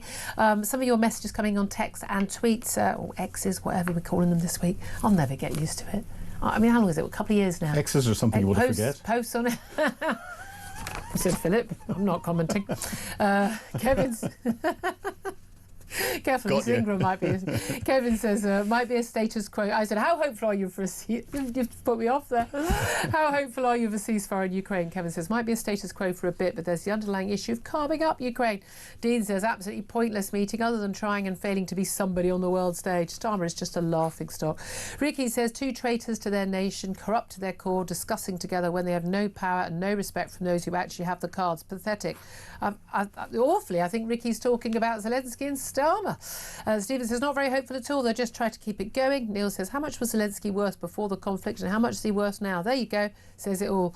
Again, I think Neil missing the point, mate. Graham says, Trump deals with the maniac and Starmer gets the corrupt rag. Zelenskyy is just trying to soak more money from the taxpayer. There are so many Kremlin talking points on our social media feed. I can't tell you. Let's go to your calls. Ross is in the Wirral and he wants to talk about Ukraine. Morning to you, Ross. Good morning, Julia. Morning. What do you want to say, my love? So you're saying about the Ukraine, and I just don't think we should be helping. I'm just sick of it all. Why shouldn't we be helping?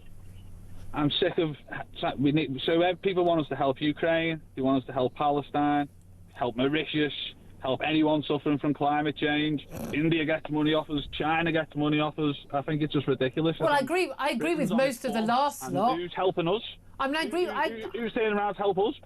Look, I agree with you in terms of, I mean, foreign aid going to countries that have got, nuclear weapons and rockets to the moon and things. Of course, I agree with you on that one. But you say, look, you're sick of it all. Like, as Philip Ingram has pointed out, and he's more of an expert certainly than I think probably you and me are.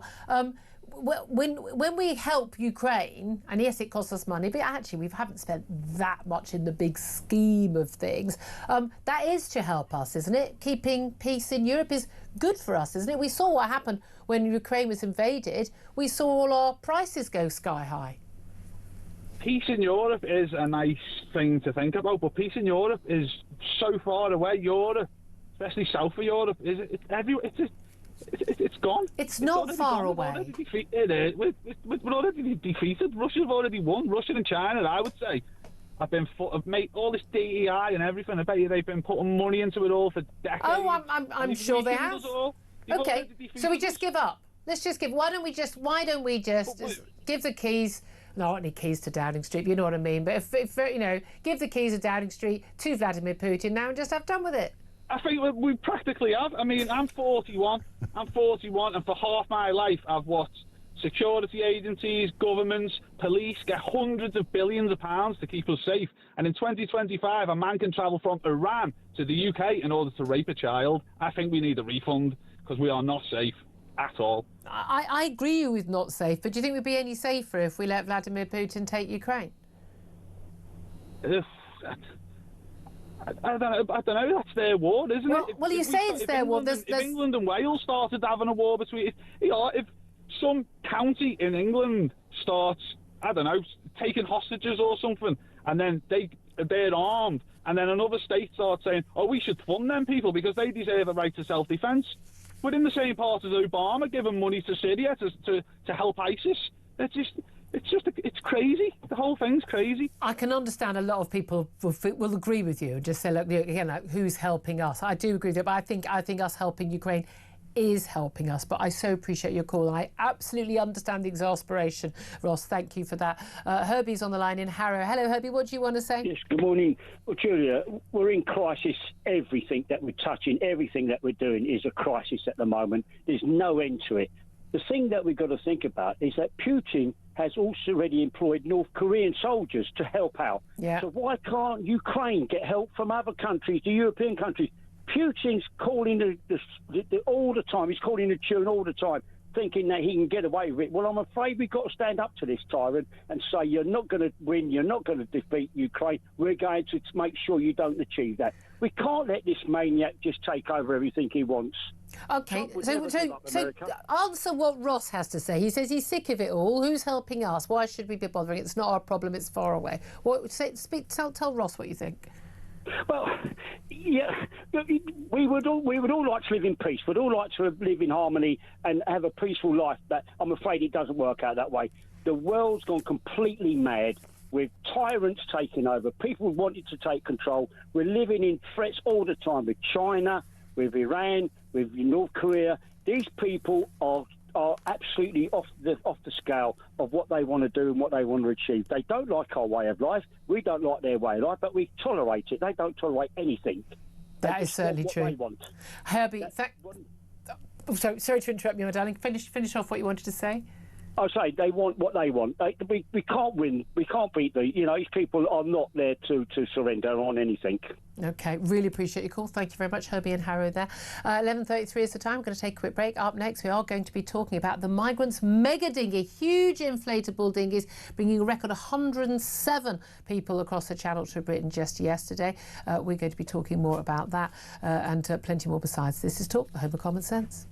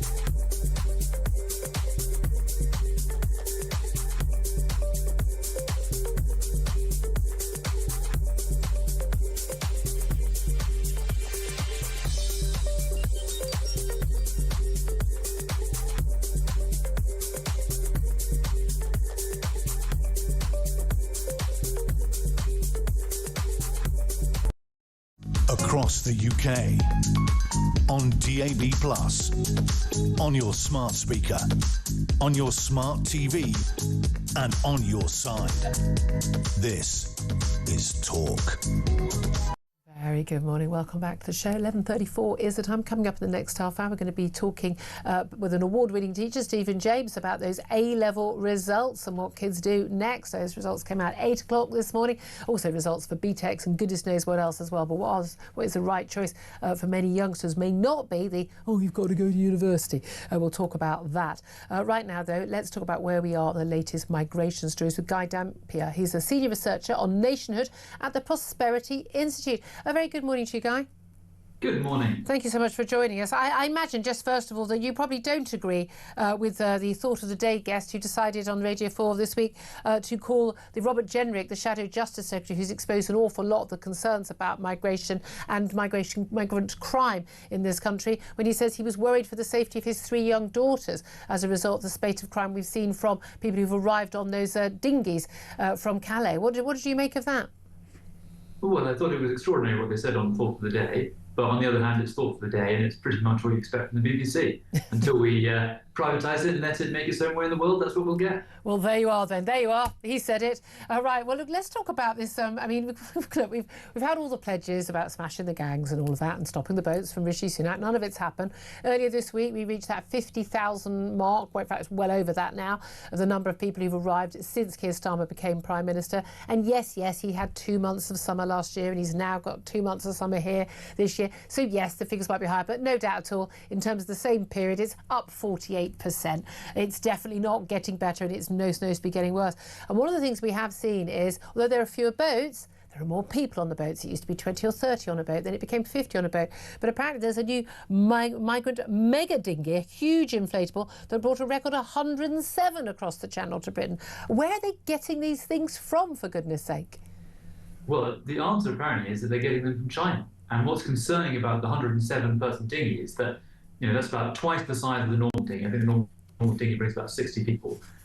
You don't build a dinghy like that. There's no purpose for a dinghy that size except for doing this. So what it shows is that they'll be able to talk to suppliers in China and get them to build specialised dinghies just in order to break into our country. Yeah, which should be quite worrying. And of course that ties in actually the conversation we've just been having about Ukraine and Russia, that actually, you know, the Chinese and the Russians are very much fueling an awful lot of this. They're very happy for us to be totally undermined and have our borders undermined and to sowing dissent within our country. This is all part of sort of a black ops operation as well. But at the end of the day, I mean, these dinghies weren't safe when they were overcrowded, when they were used to be, you know, supposed to hold 10 people and they held 20. They're getting more and more unsafe. We are seeing more and more deaths. Now, most people's concerns about this won't be people who choose to put themselves on these dinghies and then risk their lives. That's a stupid decision that many of them make, fleeing from, they claim, France, a perfectly safe country. But does this make it harder or easier for us to tackle these issues and perhaps a little less likely for the French to claim that they can't see these boats before they set off? Well, it's funny. I think that there's two parts. One is that part of the overcrowding was happening because they were finding it slightly harder to get engines through. So they were just, you know, you've got one engine, fit more people on the boat and you'll be fine. So in one sense, that shows that some of the anti-gang techniques might be working, but they've adapted. So now you only need one engine, but you have a much bigger boat, so it's less of an issue. So I think that is that demonstrates that it's not working. It demonstrates that these groups are able to adapt quite easily. And, you know, they've done this. The French haven't stopped it. I'd be very surprised if the French were able to stop them in large numbers than they're able to stop them currently, particularly because they'll just take it down to a beach, they'll blow them up there, so the actual sort of smaller version before it's inflated will not be that huge, will be relatively easy to get through the sort of thing. Unfortunately, it'll keep on continuing. Indeed, and we know what they do is, you know, they have these boats and they ship them in vans across Europe, a lot of them coming from Germany, and they put them in the sea further down the coast. They take them, the migrants are then told run out of the sand dunes, but of course often the police, you know, they get into the water to get into the boats. Often the French police just stand there and watch, they don't intervene. And it's interesting actually that Robert Jenrick, you know, Mr. Xenophobic Robert Jenrick apparently has actually been in Calais and walking around on the beaches and actually, you know, notifying the French police that there are large groups of migrants and French kind of, you know, shrugging again, you know, with the jetin, eating the baguettes, not really worried about it at all. But it's also interesting that Chris Philp, his colleague, and these two men are basically all about this topic, Shadow Home Secretary, a former Home Office Minister as well. He's talked about going into the migrant camp in Calais and said he had a knife pulled on him and a machete and a glass bottle thrown at him. No wonder a lot of people are afraid of the people who come over on those boats because we don't know who they are, we don't know where they're from. When we do find out where they're from, they tend to be from war-torn countries where they have very questionable attitudes towards some of the values we hold in this country, but also a lot of these men may well be very dangerous. They might well indeed, and it's interesting that we've got these members of the Shadow Cabinet going over there and having a sort of action man off as to who can get the most danger with the migrants. They really are competing, aren't they? They've become the sort of Stallone and Schwarzenegger of conservative politics. You know, but it's very interesting. They're going there and they're showing what's happening. We can see that these people aren't genuinely dangerous, and the people that lob bottles are, you're not the kind of people you generally want to move into your country. Obviously, we should not be letting them do so. To do that, we're going to have to tackle human rights law. And from what I understand from the French, they have a similar problem where one of the reasons, apart from the general Gallic shruggishness, is that they have their own laws which make it hard for them to intervene, again, on human rights grounds. Yeah, and again, you know, you can pick and choose, can't you? We know the Italians and the Greeks have started being much stricter on this and again have been appealing to the EU, saying, look, you know, you guys need to help us, we're dealing with this problem. Very sadly, though, we saw at least 27 people, including a newborn baby, dying on a boat carrying nearly 100 migrants, which capsized off the coast of Italy. It was on its way to the island of Lampedusa, which has been totally and utterly overtaken by migrant arrivals in the last few years. Very, very sad. But again, anyone who puts their baby on a boat like that is, I mean, risking their life, I think should be prosecuted. I think it's absolutely extraordinary. Those who make it here, though, we have seen an awful lot of protests in recent weeks. I know there's now a very big protest planned outside Westminster for the 1st of October by those who've been involved in organising those protests at Epping at the Bell Hotel.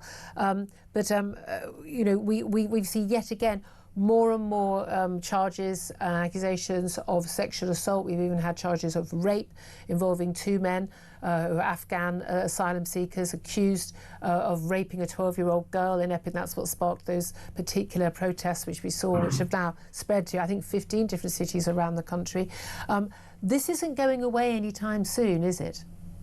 It's not, no. I mean, so long as the people keep coming, you're going to have issues because a certain percentage of them are going to be dangerous, and we don't know who they are, and we can't work out who they are because they throw their passports away, and we're unable to check where they come from. And in some cases, human rights laws prevent us from doing basic things like checking how old they are. Yeah. But again, human rights laws in Europe don't stop people from doing that. We are talking about the most basic sort of DNA checks or whatever, but checks on teeth and things, just to dental checks, isn't it? Some of them just to know how old someone is. They claim they're 16 and therefore a child, when in fact they're 33. I mean, for goodness sake. It's true. We have it especially bad in Britain. I mean, we have the advantage that we no longer have the ECJ because of Brexit, but we still have the ECHR, and we have the Human Rights Act. And the Human Rights Act, because it puts it in domestic law, makes it much easier for people to get human rights legislation or human rights applications in their court cases. And then that sets precedents, which then cause a huge amount of problems. But you're at the Prosperity Institute. You say you're a senior researcher at Nationhood. How big an issue is this, do you think, for the British nation, for our sense of self, but also for our economy? Well, for the economy, I think it's worth remembering that asylum seekers that come to Europe in repeated studies end up having costs over their lifetime of several €100,000 each. The best study is Jan van der Beek's borderless welfare state in Holland, because they had extremely good data there, and he found that it was several €100,000 for every single asylum seeker. So every single one that arrives, on average, some I'm sure will be good, but you're talking about a small minority, every single one of those will cost hundreds and hundreds of thousands of pounds. When you add that up to the sort of 170,000 we've had, you are talking an enormous bill over the course of our lifetimes. So it's going to be fiscally pretty dreadful. We're creating a sort of migrant fiscal black hole for ourselves. And I think the second thing is you can see the effect on the legitimacy of the state. If we're in a world where you cannot control your borders, where you're spending taxpayer money on putting these people up for public good, you can never deport them, and they can commit predatory crimes on British people, a lot of people will lose trust and faith in the British state, and that is already happening. It's definitely already happening. How important is that? Because so much of our nation is about, even just like into our policing, it's policing by consent, isn't it? It's things like, they don't most police officers don't carry weapons and don't want to, or we claim they don't need to either. We've just had this idea, if we all kind of agree what the rules are, and then people who break the rules are punished, then we live in a civil society. It doesn't feel like that anymore. Definitely. It's what we tend to refer to as social trust or social cohesion. That sense you can go out and you can do your normal behaviour and you don't have to modify it to take account of these kind of things. That feels like it's falling in. And you can see there's much more hostility towards the police, because people, to some degree correctly, see the police as defending people who are, come here as criminals, who are doing things illegally, who we think are dangerous, and who the state will not remove. That, again, is potentially dangerous further down the line. Yeah. We've seen, in Bournemouth, a group of people set up their own volunteer sort of patrol groups. Yeah. This is declining state legitimacy. This is the kind of thing that generally happens in, the Balkan countries in the 1990s. It's not what you want happening in Britain in 2025. Yeah, that's really, really interesting to hear from you. Gary Dampier, Senior Researcher on Nationhood at the Prosperity Institute. Thank you so much for joining us. Philip Ingram, and again, those issues just discussed with Guy at the end there, a lot of this is about, it's about sort of fairness, isn't it? The British sense of fairness. And again, many migrants who've come to this country, who've applied legally, come here on visas and things, their sense that that this isn't fair on them either. This is about, we've paid our way. You're getting free, 5-4-star hotels and dental treatment, but I worked and lived here all my life and I can't get free dental treatment. People not unreasonably feel life's unfair. There's nothing in the European Court of Human Rights legislation that says they have to be put up in 4-star hotels. And I've seen pictures of veterans living in the doorway of these hotels. And I'm putting this into context.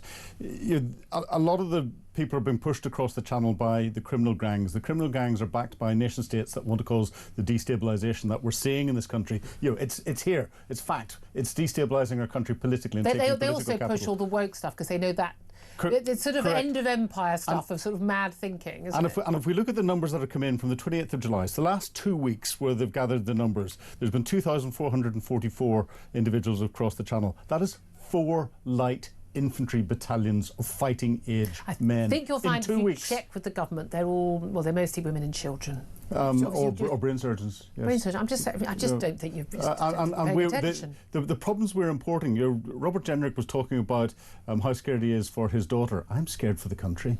Yeah, I really am. I'm scared for both. I absolutely am. 11:47 is the time. We're going to take a quick break. Going to talk about A-levels up next. This is Talk, Home of Common Sense.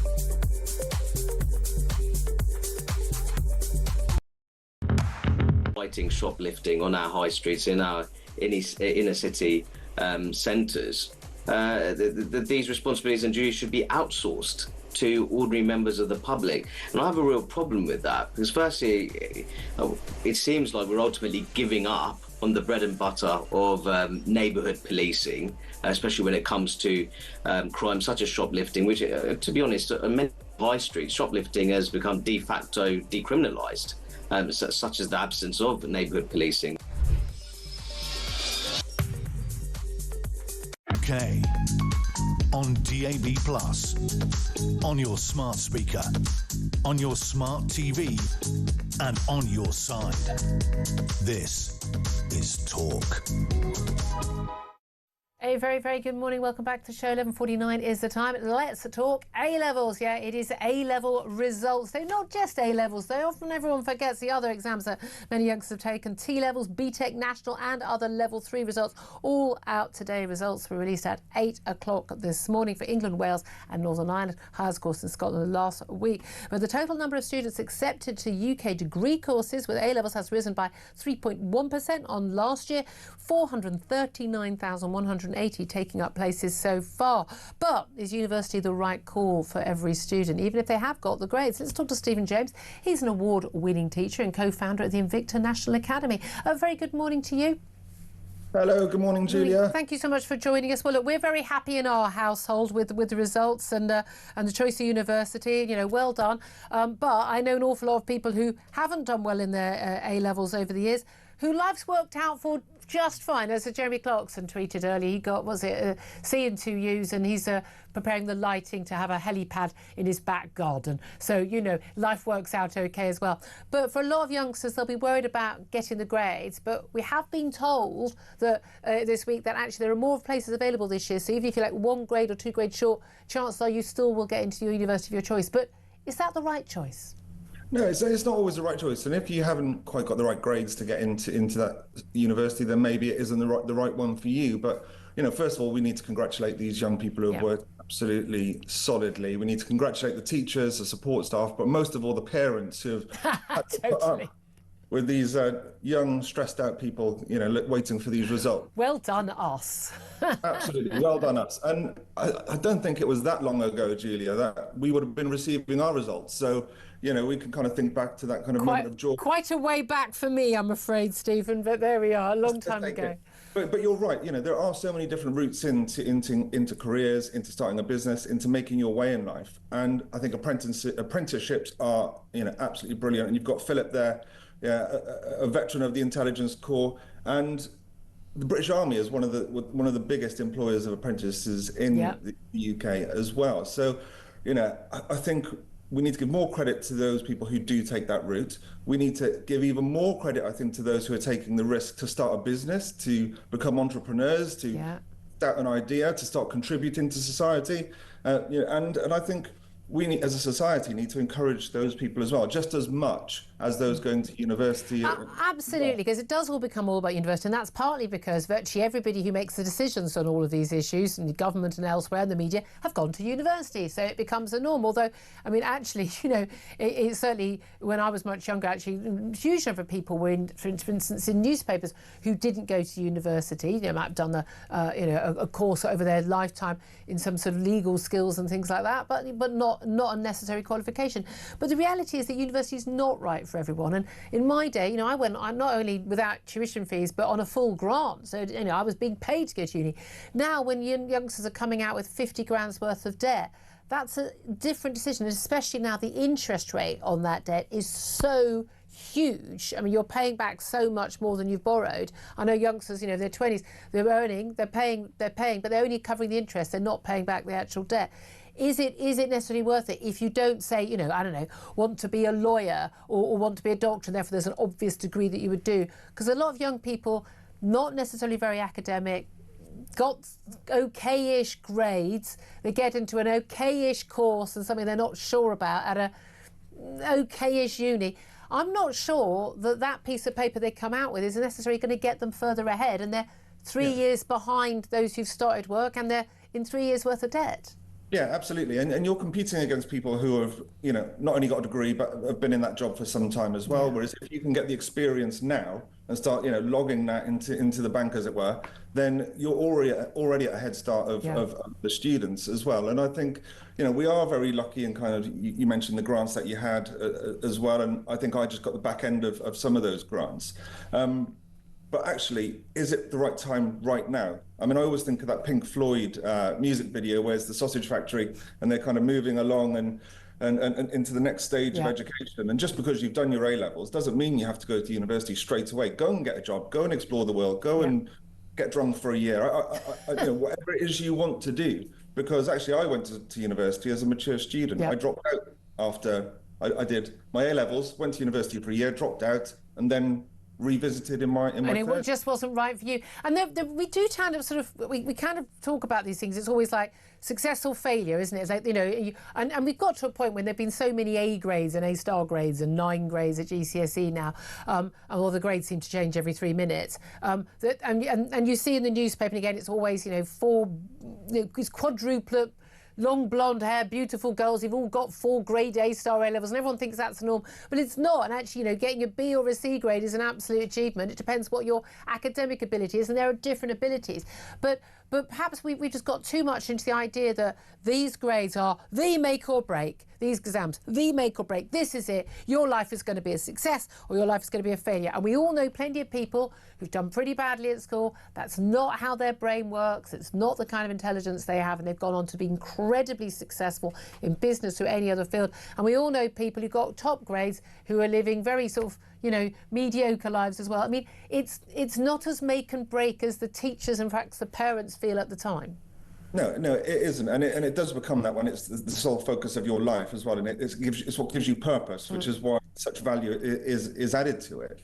But I think also, young people who have not done as well as they should have done or think they should have done, they need to take the learning from that. They're now building resilience. They're now building, right, I've worked really hard. I've developed a strong work ethic. Actually, you're really employable now. So when I'm looking at employing people, grades and qualifications are probably the last thing I look at, because I want to know that they've got the right character, they've got the right values, and they will be a right fit for my organisation to go.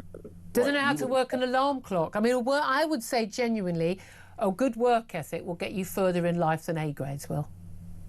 Yeah, I would say hard work always beats talent, as I would say. Yeah, there are a lot of people. That said, I think there are a lot of people they'll say they work hard, they didn't get the grades they deserve, but maybe you worked hard, but you didn't work in the in the right way. And again, a lot of that I think is a lot of kids are being failed by teachers. Teachers who don't teach them to the right level, and they're not. And a lot of the cosseting of kids often they don't realise that actually that's not what they're able to do. We can't all do everything. I couldn't get an A grade in maths.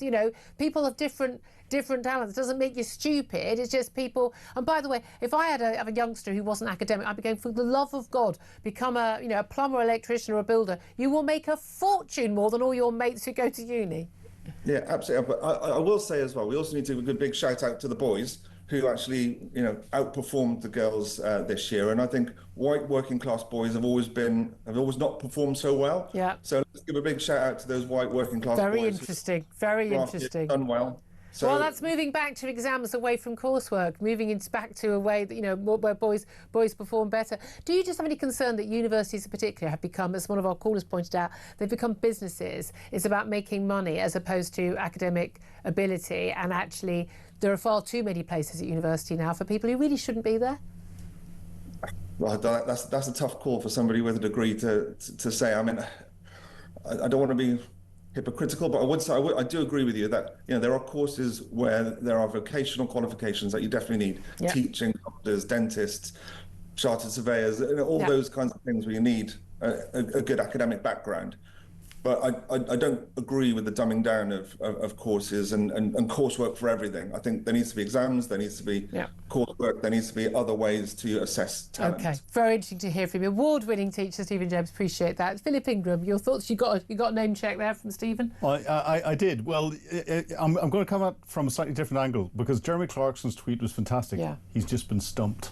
He's just been stumped by Dave Fishwick from Bank of Dave, who's just said, "Hi, Jeremy Clarkson. I don't have any qualifications either. You can borrow my helicopter at any time." Oh, Oh, boom! So, and that sums it up. You know, a white working class lad who's done good and he didn't get any qualifications. Yeah. And we focus on this, and it puts an awful lot of pressure on our young people. It puts an awful lot of pressure on them now is off the scale. I don't remember there being any pressure on me or my generation when we did A-levels back in the 80s. Yeah, the other thing we have to remember about the fees, we talk about the student debt and all the rest of it.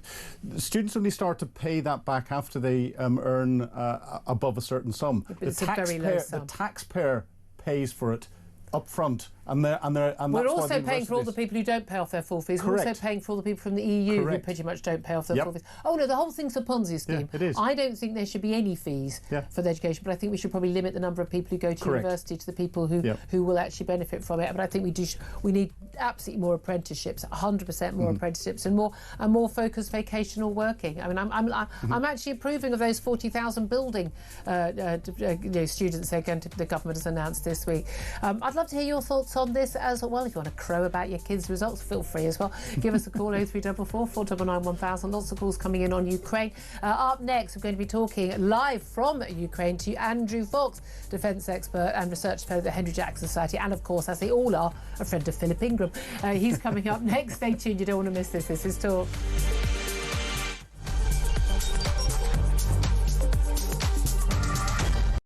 My message to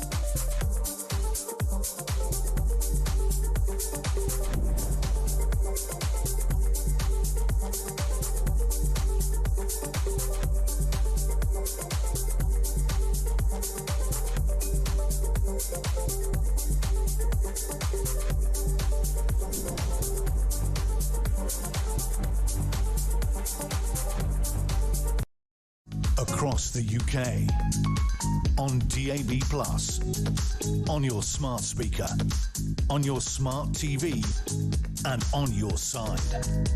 This is Talk.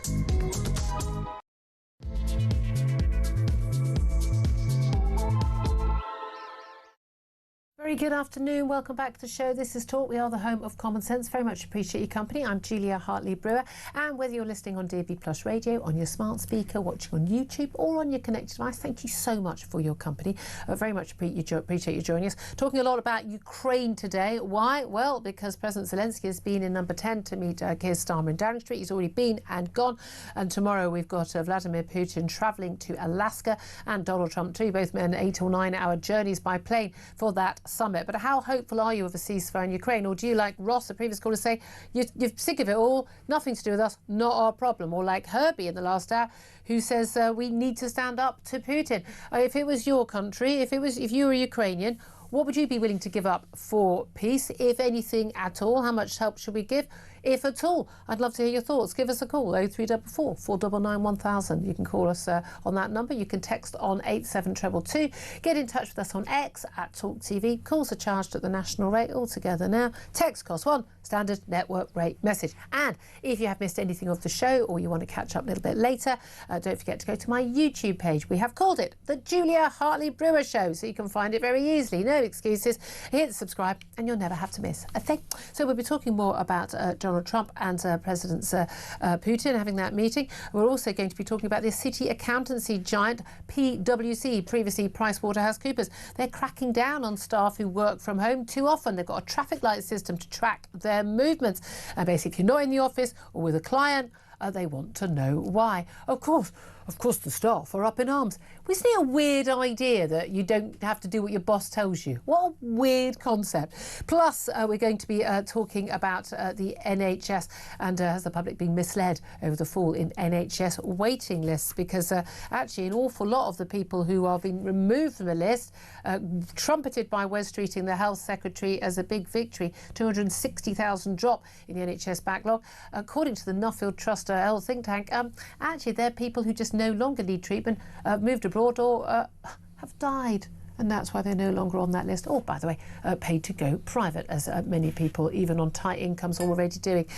So we're going to be talking about that. If that's affected you, you can get in touch. We'll take your calls coming up very soon. Philip Ingram, MBE, former senior military intelligence officer, still joining us in the studio. Thank you once again. My pleasure. We've talked a lot about Ukraine this morning and about President Zelenskyy obviously meeting with Keir Starmer, head of that meeting between the two, the most powerful men in the world, Vladimir Putin and Donald Trump.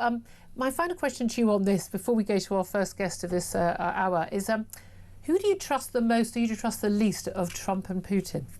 Ooh, I don't trust. I don't trust either of them. Who do I know has made a decision on what the position is easier? That's Putin. Putin is not going to give anything. Trump changes his mind, as you know where Putin stands. Yeah, we know exactly where Putin stands, and he's not going to give anything. He's going to play Trump. And what really worries me is there was discussion that it's just going to be Vladimir Putin and Donald Trump with no aides in interpreters. I've heard. We've been given a briefing that it will be with interpreters. Good. At least there's going to be someone in there that can take some notes. Hopefully they don't do what Steve Witkoff did and just rely on the interpreter from the Kremlin. Yes. Apparently they didn't agree. Well, here's what they agreed. Funny that.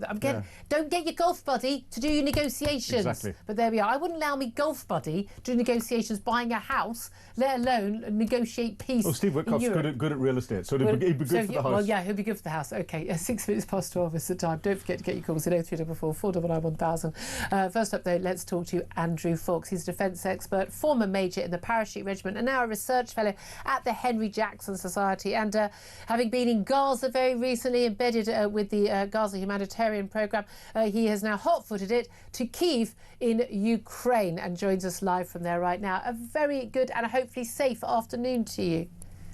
Hi, Julia. Yeah, only a couple of missile attacks since I've been here, so it's been relatively quiet. He just casually throws that in, doesn't he? But that's the reality of life in Ukraine. It's amazing the people who march on the streets, the people of Gaza, but not remotely concerned about women and children being killed in attacks on civilians in Ukraine.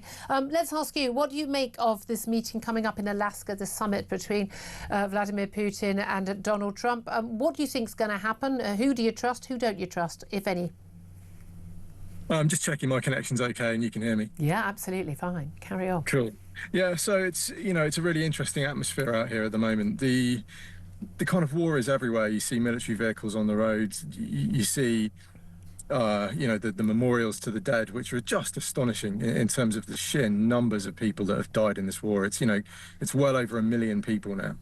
And I think a second. 1 million people have died in the war in Ukraine.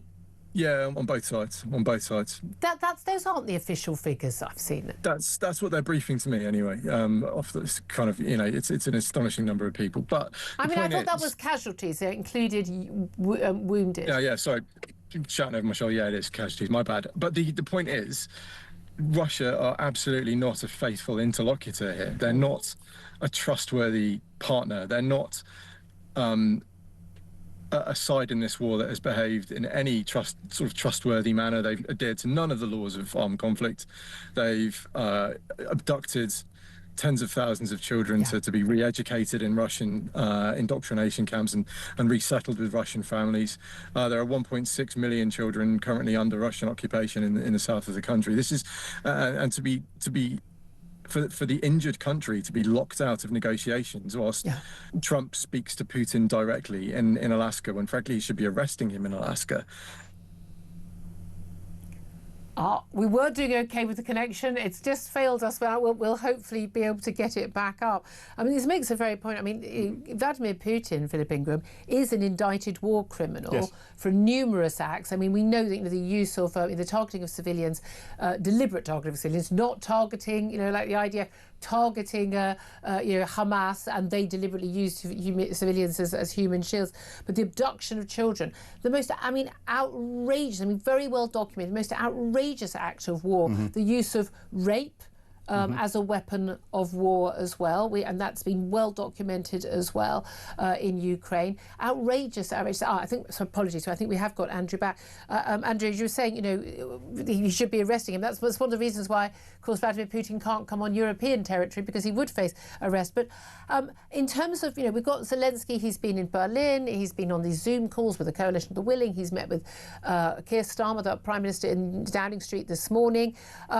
What are his best hopes for this meeting? Because a lot of concern that that Vladimir Putin will play and string Donald Trump along, and Donald Trump will basically offer anything for peace at any price, so he can claim he's brought peace. So what's Zelensky's best hopes? Well, I think his worst hope, as you say, is a sort of Yalta conference where Ukraine is divvied up without Ukraine having any say in the matter. At the moment, I think the best outcome for this negotiation with Trump is that there is no agreement, quite frankly. I don't think there is a good outcome from this conference, and it needs to be on Ukraine's terms, because they are the injured party who are valiantly defending their national sovereignty and their borders. And if Ukraine don't get a say in the matter, then that's the end of it, as far as I'm concerned. And that seems to be the view of the European leaders, saying he should be at the table. Donald Trump has said that in future meetings he can be at the table. But Donald Trump has changed his tune in terms of, there was this 50 days until a ceasefire, or, all hell's going to break loose in terms of economic sanctions, and in particular these sort of secondary sanctions on countries like India, possibly China, who are buying up the oil and the gas that is giving them money to Vladimir Putin to fund his war effort in Ukraine. But then he's kind of backtracked, and now it's a listening exercise. But Steve Witkoff, his envoy, has already gone to Moscow and listened, and apparently not taken notes and been a bit confused. But a man who doesn't even know where Crimea is, and thinks it's in the Donbass region, a bit of a worry. But what is the purpose of a listening exercise with Vladimir Putin? I mean, I think it's presentational. We know that Trump's priority is Trump. The outcome of this war is not something that I think he loses any sleep over. And if we look at the previous deals he's made around the world, this is one of the worst negotiators in the history of foreign affairs. He is absolutely dreadful at making deals on the international stage. He will no doubt try and make a deal with Putin, which will offer Putin outrageously good terms. But I think the bottom line is Putin is not going to stop until he gets regime change in Kyiv.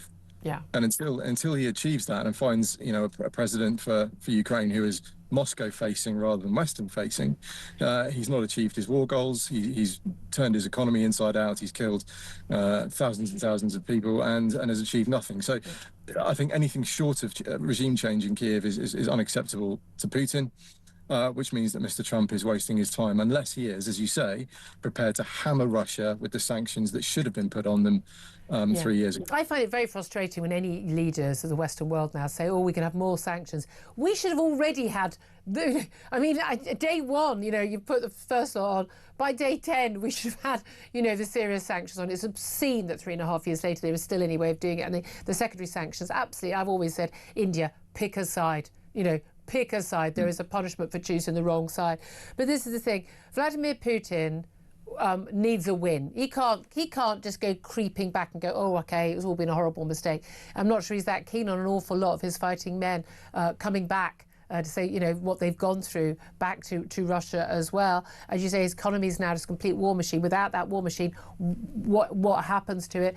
But we know that Donald Trump wants a win. He wants to be the man who brings peace. And if it's peace at any price, he's not bothered because he's not paying that price. What is a possible good news outcome, regardless of this meeting tomorrow, for this war? Is there any outcome to this war other than a complete victory for Russia or a complete victory for Ukraine? I mean, if I was a betting man, clearly I want a Ukrainian victory, and I want us to have gone back in time and given Ukraine what they needed at the start and put the sanctions on at the start. But, you know, we can't play fantasy war. We've got to look at what the situation is today and what the possible outcomes are. And, you know, at the moment, this is a complete stalemate. Russia are making advances. Ukraine are struggling to hold the line in some areas. So at the moment, stopping that Russian offensive has to be the first objective for the Ukrainians. And then they need to look at what is a realistic outcome, and whether it's a frozen conflict where they try and negotiate in slow time with Russia to recover some of the territory lost. That's a likely outcome. Are they going to break through the Russian lines and sweep them back into Russia? Brutally speaking, no, they're not. So, but the important thing is here that this has to be acceptable to the Ukrainian people. And the Ukrainian president and their government, and it has to not be a win for Putin. And I think if we look at it in those terms, that will lead us towards an outcome that is the least worst. And that's the key. Putin can't be allowed to claim a win because then he supports him, braves himself up, bigs himself up in front of the Russian people, and then he moves on to the next country. How concerned are the people of, other countries, the Baltic states, particularly the Poles? We know countries taking this very seriously about any win in Ukraine leading to a strike and assault on them. Well, Poland have got themselves into the position where they are probably Europe's leading military power now, because they understand exactly what's on their border, and they know. They certainly have a kind of generational memory as to what happens when the Russians take over your country. So, they're very focused. And you speak to Ukrainian people on the streets here, and the majority I've spoken to are still. They don't see any other choice but to fight on it. Well, this is interesting. We spoke to Steve Gill, an American former advisor in the White House, I like Steve Gill, but it was an awful lot. I could have read these Kremlin talking points on social media easily any day of the week. Basically saying, the Ukrainian people don't want the war to continue. They want a ceasefire. The Zelenskyy is just corrupt. He's carrying this on. He's making money from it, and the people of the Donbass region, they're Russian, they want to be part of Russia. Can you tackle any or all of those issues? Yeah, I mean, I think so. Look, the Ukrainians have been on the wrong end of a very, very good information campaign in a very similar way to the way the Israelis have in Gaza, where the lie has taken hold on certain parts of the American electorate. That's where their information campaign was focused on. It was on MAGA. And it's been very effective. To influence the White House, to influence policy on Ukraine. Exactly so. And, you speak to people on the streets here. I mean, I haven't interviewed everyone. I haven't done my own polls, but I do have anecdotal evidence of a number of Ukrainians, most of whom are soldiers, who are really keen to fight on. And they're the ones taking the brunt. Exactly. And on the flip side, I've walked around the streets and I've seen the memorials, the seas of flags where people have died, and I've seen young men walking around on prosthetic limbs. So you can see the cost to Ukrainian society as well. And frankly, it makes me feel slightly humbled as a former British soldier, because I thought I'd fought in a war in Afghanistan, and now I realise that actually I didn't at all. And I this is on a completely different level to anything I could possibly have. This is a war. It's astonishing. It's a war for survival, isn't it? And when I ask people, and they say, "Well, it's not our problem. Sign the deal, get a de facto deal, give away 20% of the territory." I always say, well, so how much of our country would give away? Unfortunately, that often backfires. People start saying Norwich, Liverpool, London, 3 of the suggestions I've had every time. But it's a genuine question, isn't it? And the same to Americans. How much of your country and how many people will you have had died, your young men, your women and children, will you have had died, raped, abducted? You go, yeah, absolutely fine. You can keep control of that area. I can't see us ever doing it, and yet people are expecting the Ukrainians to do that after the price they've already paid.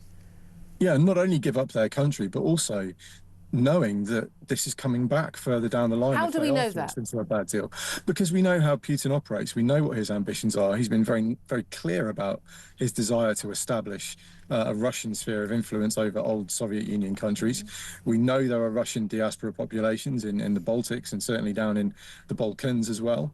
And we've seen this playbook over and over again since the turn of the century, where, look at Georgia, look at Ukraine, where Putin salami slices his way into these countries using powerful psychological operations on the native Russian populations to foment dissent, where he uses little green men over the border, which are, ununiformed Russian soldiers who are there to destabilize and act as an insurgency on the ground. Plausible deniability, as it did in Crimea. Yeah, and this is a playbook we've seen time and time again, and there's no indication whatsoever to suggest that Putin is going to stop with Ukraine. Okay. Now, just checking, you're in Kyiv right now, in the capital city. Are you going to be heading closer to the front line at all while you're over in Ukraine? Yes, I can't say exactly where for obvious reasons, but we're going quite a bit closer. We've got this car that I'm sitting in is full of humanitarian aid, so that's going to help civilian evacuations, and the vehicle itself is being donated to help civilian evacuations. So the poor old girl's probably got about 3 to 4 weeks of life left in her, judging by how often these vehicles get destroyed on the front line. So we're going to take that forward, and then we're going to go and speak to some of the forward troops as well. Okay, well, I hope you stay safe and everyone with you stays safe, and we'll hope to speak to you again very, very soon. Andrew Fox, defence expert there for the Henry Jackson Society, live for us from his car in Kyiv in Ukraine. He's a brave little soul, isn't he, is Andrew Fox? Philip Ingram, you know him well. You've been in many dangerous places. Well, I mean, the last time we spoke to him, he was just in Gaza, for goodness sake. But, I mean, he's talking about, this, it's not complicated. The thing about Vladimir Putin is it's not like you have to guess what he wants. Yeah. He's given speeches. He's written articles and speeches, long essays about what he plans to do. Yeah, and he's done it in other places. And Ukraine is fighting a war of national survival. That's total war. Everything in society is focused on dealing with that. Yeah. There is a better solution that could come out tomorrow with Donald Trump and Vladimir Putin. If Vladimir Putin really annoys Donald Trump and he comes out very angry at him and therefore wants to take a revenge on Putin, but that's got its own risks as well. It does, but Putin knows that, so he's going to play. He's going to butter him up. He's going to build a new Trump Tower in Moscow. That would be the best solution, rather than no answer. The next best is nothing happens. I always said ahead of the last election in America that if I was in America, I would vote for Trump on balance, far better than Kamala Harris. I still think that was the right decision. Yep. I like his stance on Israel. I like his stance on immigration, on woke, and all of that stuff. And I always said my biggest worry was his stance on Ukraine. But I thought there are enough people, sensible people around him, the reality would hit eventually. And every now and then we have these glimpses that reality hits and he realises he's being played by Putin. I think the strongest argument to get him to do the right thing in Ukraine, what I believe to be the right thing, and I know you do as well, many of our audience, but not everyone, I accept that, is actually for him to realise that people are laughing at him being played by Putin and realise he's looking like a chump. Yep. He really, really is looking stupid. He and Steve Witkoff are the only people in the world who think that Vladimir Putin is a nice guy who just wants the best. They look like idiots at this point. Everyone's going, what the hell are you thinking? But I do think it's fascinating to watch the European leaders, instead of sort of criticising Putin, but criticising Trump. They're kind of having to negotiate with Putin and deal with that, but also negotiate with, and I mean this honestly, man-baby Trump, when he's doing his man-baby thing where, but if someone's nice to me and compliments me, then I should trust them, they're a good guy. He is out of his depth on this topic. Totally out of his depth on this topic. And hopefully he has learned a little bit from his first presidency, because we saw similar play when he was dealing with Kim Jong-un in North Korea, and then he came away achieving absolutely nothing. And he knows that he was laughed at for that. He was absolutely played, exactly. Yeah. I'd love to hear your thoughts on this, on everything else we're talking about, including the A-levels. We're going to talk more in the next half hour about those NHS waiting lists that have gone down, but that's because people have either got a private operation, moved abroad, or died. I'm not joking, that is what has been found. Are they actually achieving anything in the NHS with all of that money we give them? I'd love to hear your thoughts on all of that. Give us a call, 0344 499 1000. This is Talk with the home of common sense.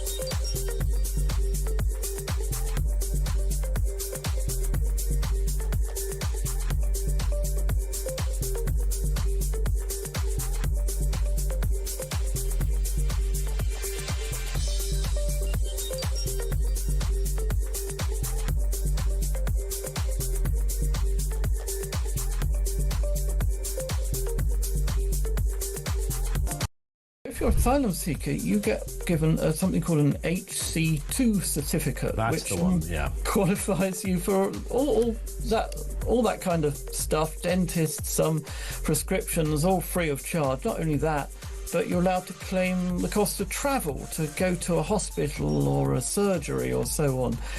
Now, these certificates, HC2 certificates, are given out to some UK citizens, but 2/3 of them at present are being given to asylum seekers. Across the UK, on DAB+, on your smart speaker, on your smart TV, and on your side. This is Talk. This is Talk, the Home of Common Sense. 12:25 is the time. I'm Julia Hartley-Brewer. Let's get straight to your calls. 0344 499 1000. First up, Tracy, who's in Burton-upon-Trent. You want to talk about Ukraine. Good morning, or good afternoon to you, Tracy. What do you want to say?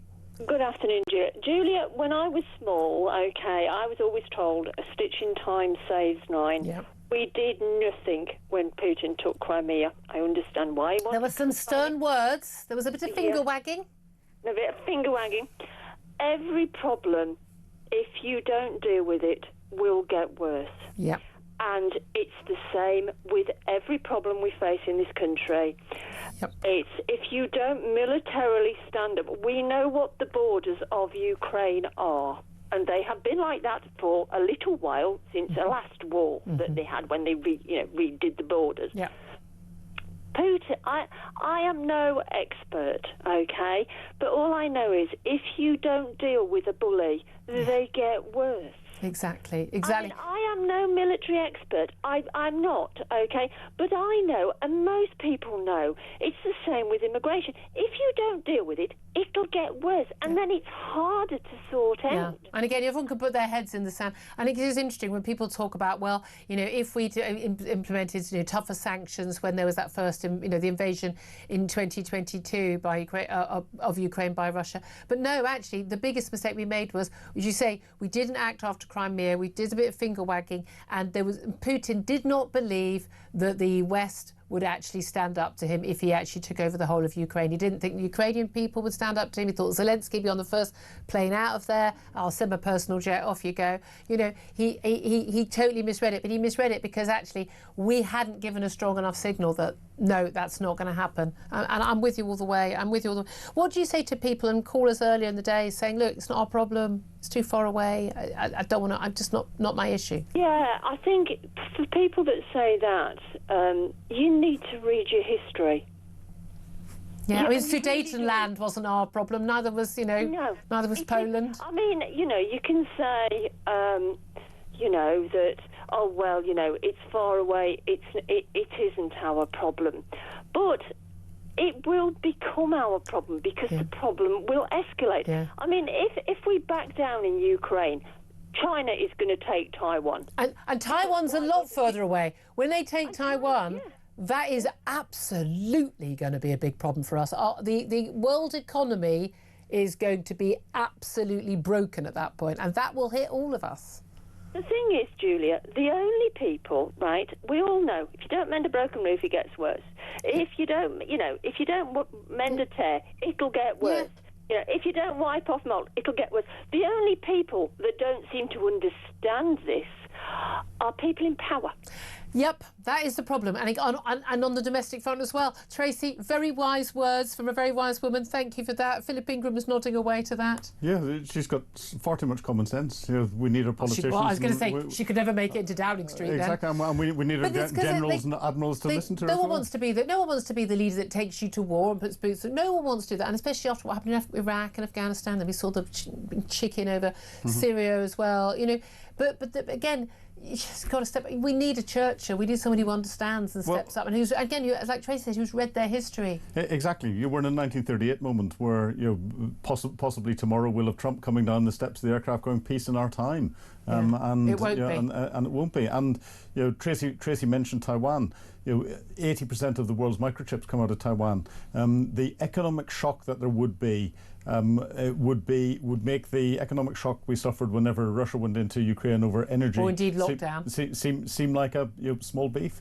It's loose change down the back of the sofa. Yeah.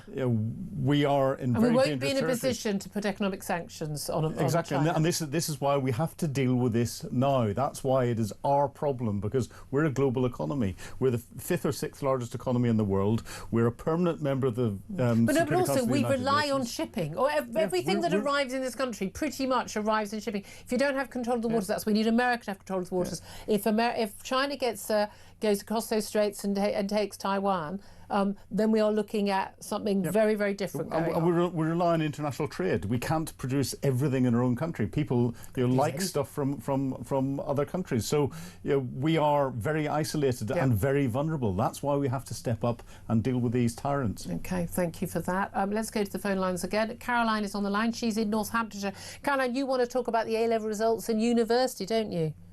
Well, yeah, about education really in general, but actually it follows on from what's being said about Ukraine. The whole breakdown in the way we respect the generation that followed ours is affecting teachers, police, army, everything, because there's no sort of respect anymore for anybody in authority. And that's almost been educated into the next generation. So, the people who are speaking on here are all from the generation kind of before, where we didn't have pressure on us when we took our A-levels and whatever. I mean, I'm one of 4, and 2 of us were academic, 2 of us weren't. We were doers. We are all highly successful. Well played, you. But my parents sent us all to different schools because we had different abilities. And actually Bedford had a tier system where you had Bedford High School, Bedford Modern, Dame Alice, and you had St Andrews. So you had girls' schools and boys' schools. Every kid knew that if you were in the high school, you were highly academic. If you were in Bedford Modern or Dame Alice, you were middle of the road. And if you were as in most people are. And if you're in St Andrews, you were the sickos. But what you weren't doing was trying to compete against people who were way above you. So therefore, you all strive to succeed in different ways. And again, not thick. I know plenty of people who haven't got a decent grade in a O-level, GCSE or A-level, but who are some of the cleverest people I know. I was that one. And I employ 18 people. My husband was the same. He employed 17 people. Yeah. I mean, my sister, she had a place at Cambridge. My parents must have been appalled. She turned it down. So she chose to go into a career, and she is now one of the 9 top women in London, in the country, in that industry. Wow. I mean, something went right in your... Can we say, I just want to say, well done to Mum and Dad on that front. Well, Caroline, you make a fair point. Again, different notions about it. But do you think a lot of young people today, again, they think it's the be-all or end-all because they're told by everyone it's the be-all or end-all, and it's not. They should work hard, do the best, but they will maybe find their way. But the key thing is you need to be doing something, whether it's university or studying or apprentice or work. What you can't do is sit on your backside watching telly all day. Parents taught us work ethic. Work ethic. As I said earlier, work ethic will get you further than grades. Caroline, thank you for that. Well done to everybody. That's a bit of an impressive family, isn't it, Philip? Very much so. Good Lord. Anyway, coming up at 12:33, we're going to be talking more about the economy. I wonder how the A-levels fit into that. We'll talk to Justin Urquhart-Stewart and his red braces to find out what he makes of it. I'm also going to be talking to former NHS Trust Chairman about those NHS waiting list figures. Appear to have gone down, but have they gone down because more operations are being done, or people just coming off the list because, well, they've gone private, moved abroad, or, well, simply died? That's up next. This is Talk, the Home of Common Sense.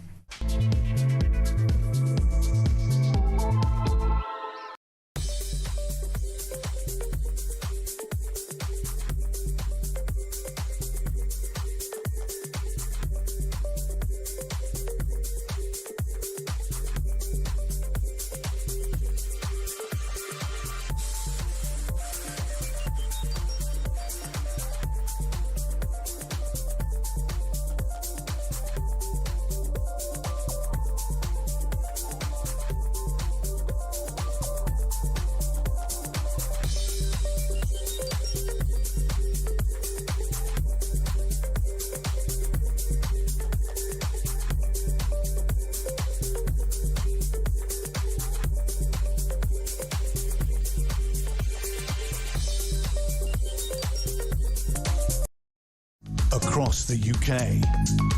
On DAB+, on your smart speaker, on your smart TV, and on your side. This is Talk. Yes, it's Talk, indeed it is. 12:34 is the time. I'm Julia Hartley-Brewer. Philip Ingram's still with me. Delighted to be joined now by Justin Urquhart-Stewart. He's an economist. He's also chairman of the Regionally Investment Platform. A very good afternoon to you. Good afternoon. Thank you so much. What a cracking good programme. Oh, well, we do try. It's even better now you're on with your red braces. You know we need your red braces.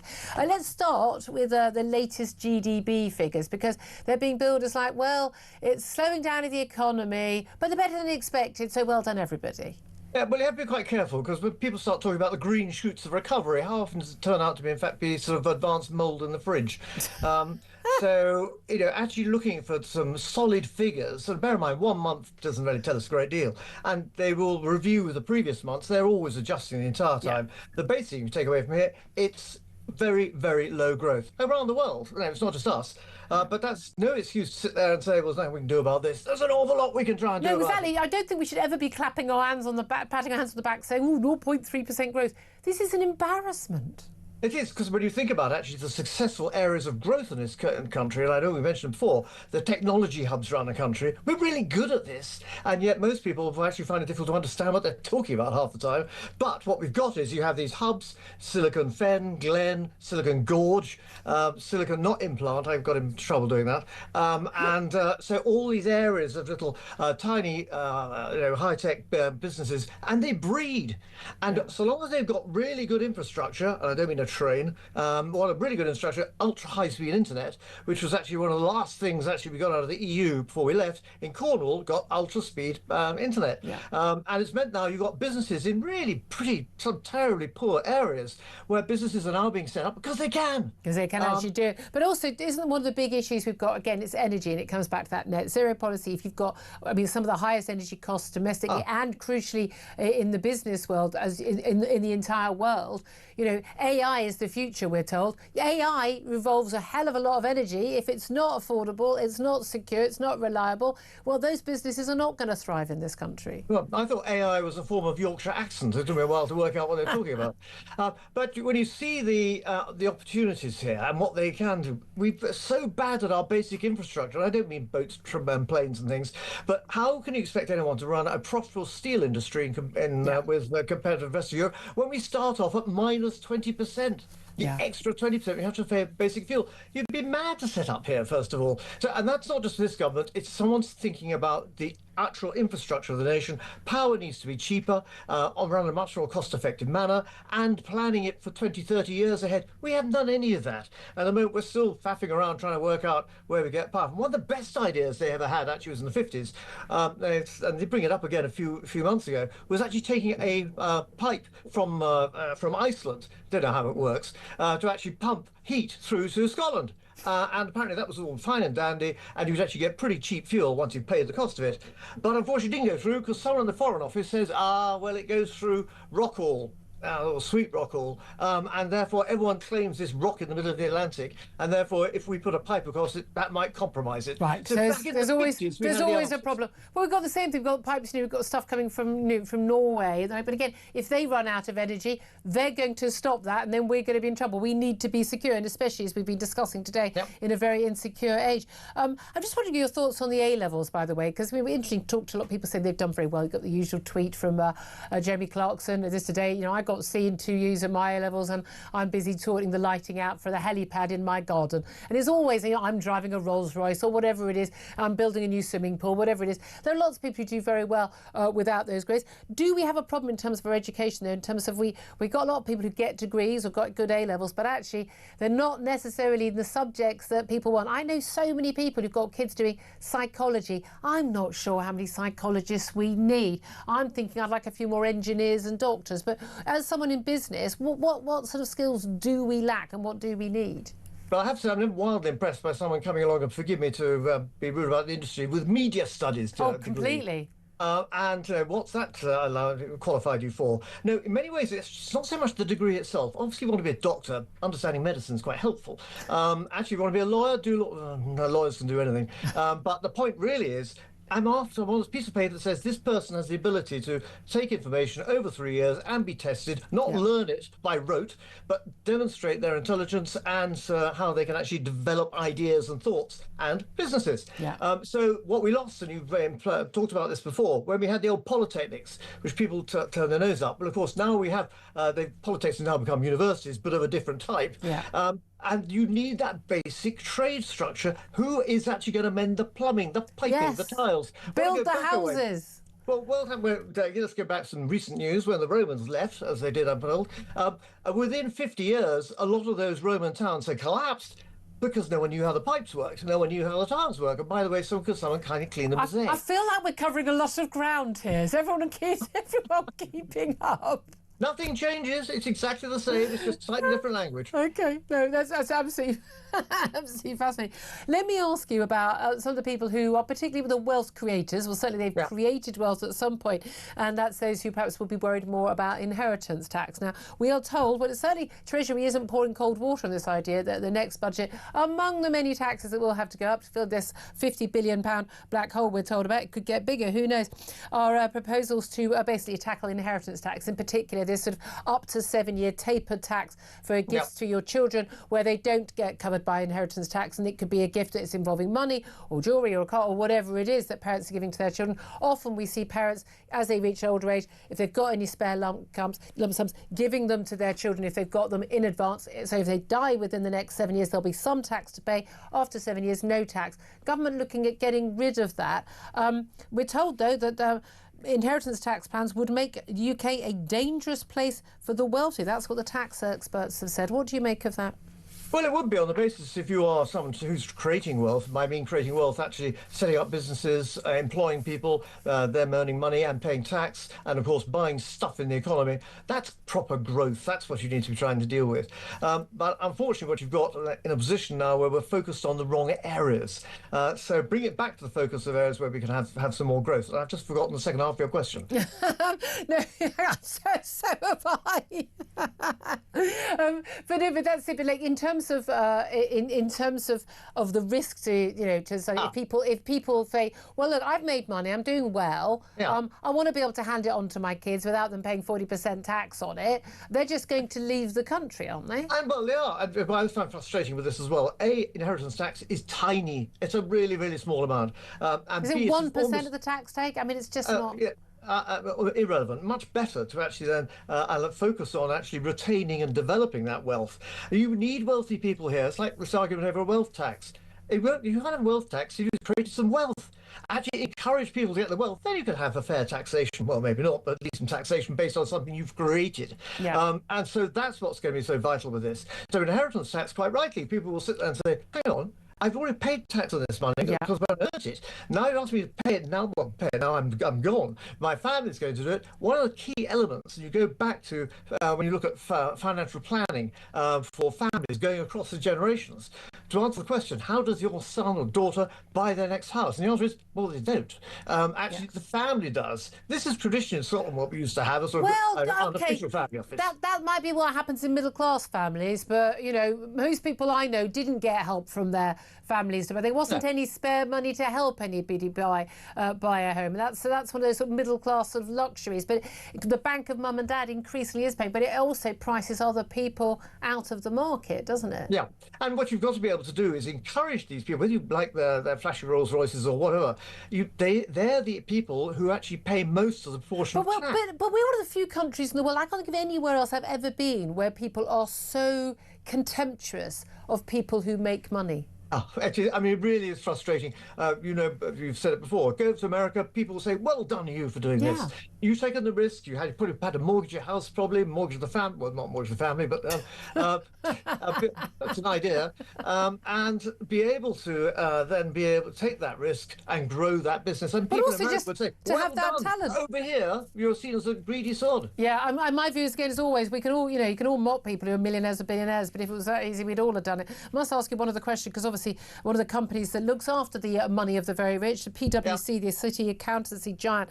They've started a crackdown on staff who work from home too often with what they call a traffic light system to track their movements. Basically, they've asked staff who are pretty much all working from home entirely that they need to be in 3 days a week, so that's 60% of the time, either with clients or in the office, and they're monitoring employees. And basically, if you go down to only 40%, below, between that, you'd have an amber light flashing on your computer screen. Below that, it'll be a red light, and you'll basically be reported to your bosses. You could have your bonuses cut, you could be sanctioned at appraisals. But apparently, a lot of the staff aren't happy about being monitored while they're being paid to do their job. It is always absolutely astounding to me that people, and by the way, these people are, you're working at PwC, you're on a good salary. You're being asked to do your job. You signed that contract, almost all of you, when people weren't working from home, and you are demanding the right to work wherever you want at any time. I find this astounding that people think that they get to dictate to their bosses where they work. Good management actually would be running all of this and telling you, we need you in the office to do these things. I need people to have their natters run by the water cooler. Yes. Because I want to make sure people got the right attitude, they've got the right style, and living up to the culture which you've tried to get going in the business. Because otherwise, if they're at home, what are they going to be? How do you actually build a team like that? Now, it's very difficult. You know, you can do it by Zoom for an extent, but you need to be able to look people in the eye, not a fuzzy eye because the line's gone down. And young people in the office need to learn as well. I'm always with Digby Jones, and he said to me way back after lockdown, yeah, okay, if you want to work from home, you can do it 1 day a week on a Wednesday, not on a Monday or a Friday. That was always the giveaway. Justin Urquhart, Stuart, it's been an absolute hoot. I mean, we've covered pretty much every topic under the sun. He's an economist and chairman of the Regional Investment Platform and a wearer of red braces, of course. If you're not watching on YouTube, you're totally missing out, guys. Philip Ingram. You've sorted the world out. Well, there's nothing else needs to be done. I'm going to take a breather. I'm out of breath. I'm out of breath keeping up with you. He's the only person I know who talks faster than me. But there's, you know, it's interesting, a number of things. In the UK is in a strange position. Everyone seems to think that working class is the aspirational level to achieve. You know, we look at Keir Starmer, our Prime Minister, who is a multimillionaire, but he keeps trying to describe his working class roots. We look at Angela Rayner, who is pushing towards multimillionaire. You say multimillionaire, you're talking about people who own a property. But those people don't feel like millionaires. But they don't. But you know, whenever it comes to their positioning, they're trying to dumb themselves down. Whereas if you look across the rest of Europe, and when I lived in Germany, the Germans couldn't understand this. Everyone was aspiring to be, or saw themselves as middle class first and foremost, and wanted to push themselves further. I think we are bizarrely held back by this notion of working class being below middle class. These are just they're It's such a snobby, archaic attitude. It is ridiculous. But it does. But going on that issue in terms of it comes into the A levels and the jobs and everything. But coming back to working from home though, back to that, what do you make of bosses who basically say, well, we'd like you back in the office, and we'd really like we've told you to come in 3 days a week, and then the staff are complaining about it. I'm sorry, if you expect someone to give you money out of their pocket, whether it be their company's pocket, to do a job, then they can dictate how that job is done. And if you don't like it, go and get a job somewhere else. Are we just incredibly old-fashioned for thinking that? No, and Justin was completely right in saying you get so much more done by the natters around the water cooler and over coffee and all the rest of it. And it's all that stuff that is immeasurable. It's not just on-screen time. Absolutely. Everything else has to be taken into account. Thank you very much for that. Take a quick break. Up next, going to talk to former NHS Trust Chair Roy Lilly about why a lot of those falling NHS waiting lists aren't quite what they seem, because you don't need an operation if you've already paid for it privately or, I don't know, died. That's up next. This is Talk.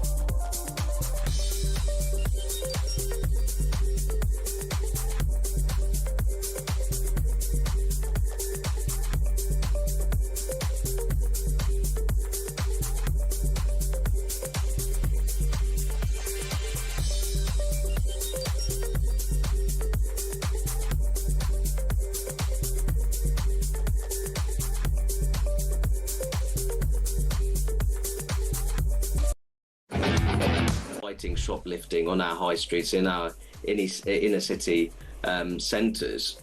These responsibilities and duties should be outsourced to ordinary members of the public. And I have a real problem with that, because firstly, it seems like we're ultimately giving up on the bread and butter of neighbourhood policing, especially when it comes to crime such as shoplifting, which, to be honest, on many high streets, shoplifting has become de facto decriminalised, such as the absence of neighbourhood policing. Plus, on your smart speaker, on your smart TV, and on your side. This is Talk. This is indeed Talk, the Home of Common Sense. 12:50 is the time. Let's talk about NHS waiting lists, because Wes Streeting, the Health Secretary, was rather happy a little while ago. He said there'd been a 260,000 drop in the NHS backlog of waiting for times for operations and treatments since the general election. He said it was not a coincidence, saying it was because of record investment and fundamental NHS reform. However, a new report from the Quality Watch report by the Nuffield Trust think tank has found that 245,000 appointments were being removed every month because patients had treatment elsewhere, often privately, had moved abroad. Treatment had not been needed anymore because patients had died. Some 2.4 million appointments and operations have been removed from the NHS backlog since Labour took power as part of a so-called validation process. But is that because actually patients have moved house, or is it because actually they haven't been able to get the treatment they need on the NHS? Let's talk about this with Roy Lilly, former NHS Trust Chairman. A very good afternoon to you. Good afternoon, Julia. Thank you for joining us. I mean, is this all smoke and mirrors? Because there will be people who've perhaps counted twice on different lists, and there will be people who've moved house and been transferred and they're still on the list, and you want to find out if people still need a treatment. But if people are coming off those lists and the waiting list looks shorter because they've given up and gone abroad, or given up and gone private, or just given up life and have died, which is often the case, then that's not really a victory, is it? No, I mean, there's a lot going on here, Julia. Let's start with waiting list validation, which is normal. Yeah. All hospitals do it. You go through your waiting list and you check out that the people still want their treatment, they're still available for treatment. As you say, some of them have passed away because a lot of them will be older people. Some have gone private. They've dipped into their pension and funded their new hip themselves. Some symptoms resolve. I mean, these are not all people that need operations. Some conditions just resolve themselves. Some people move away. Some people go into a care home somewhere else. I mean, keeping track of people, it's quite difficult. But so validation is fine. It's the right thing to do. But what is the wrong thing to do is if you take the validation figures and knock them off the waiting list, and then as a politician you say, we've treated all these people, aren't we clever, because of our fantastic policies and big investment. It's not true. And no, so that's cheating. But there are other things going on here. The waiting list numbers have just come out. They came out a couple of hours ago. Waiting lists are actually up by 10,000. So they're going back up. There's a figure that's, I always watch one figure. I can't be bothered waiting list numbers, but there are one set of figures. How many people are treated and how many people come on the waiting list? On average, we treat about 1.7 million people a month. And at the moment, it's about 1.7 people who are joining the waiting list. So it's kind of one in, one out. Exactly. It sounds like a migrant policy. I'm going to say, where have we heard that before? And the other thing is this, there's something else going on that not a lot of people realise. So you feel unwell, you go to the GP, you present with your symptoms, and he says, well, I'm not sure. I think you might need whatever, but let's do a test. Let's send you for a scan. Let's get us some imaging.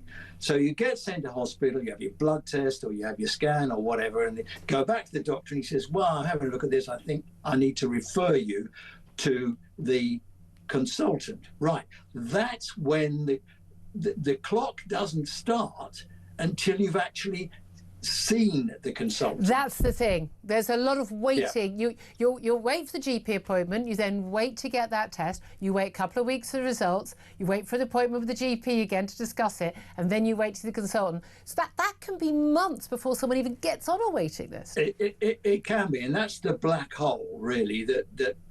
And why don't we count it? Well, I mean, it's difficult to count because of the differences there are in GP systems.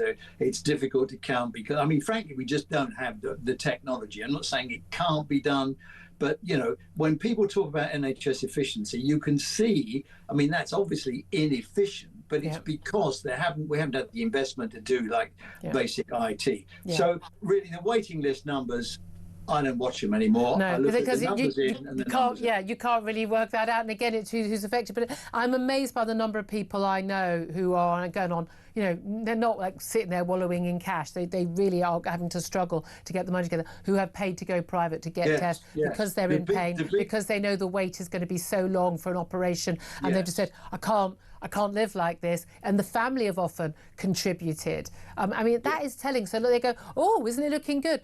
But here's the thing: why isn't the NHS treating more people? There are more staff, more doctors, more nurses, more frontline people. There are billions going in more.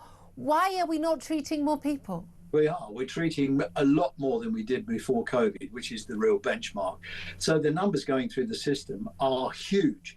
But it's not enough. We're not treating enough people. We're treating more people, which is what the politicians say. But the next question is more enough? But are those people who are being treated, because certainly a couple of years ago we weren't treating more, the people who were being treated, is it just they are sicker because they didn't get treatment before, they've waited longer, people who were missed for cancer checks, they've got stage 3 or 4 cancer, not stage 1 cancer when they are found because they didn't get to see the healthcare during lockdown? Is that what's happening? Well, it's partly that. People are presenting with more complex things. People are sicker. The stays in hospitals are starting to go up for the first time for a long time.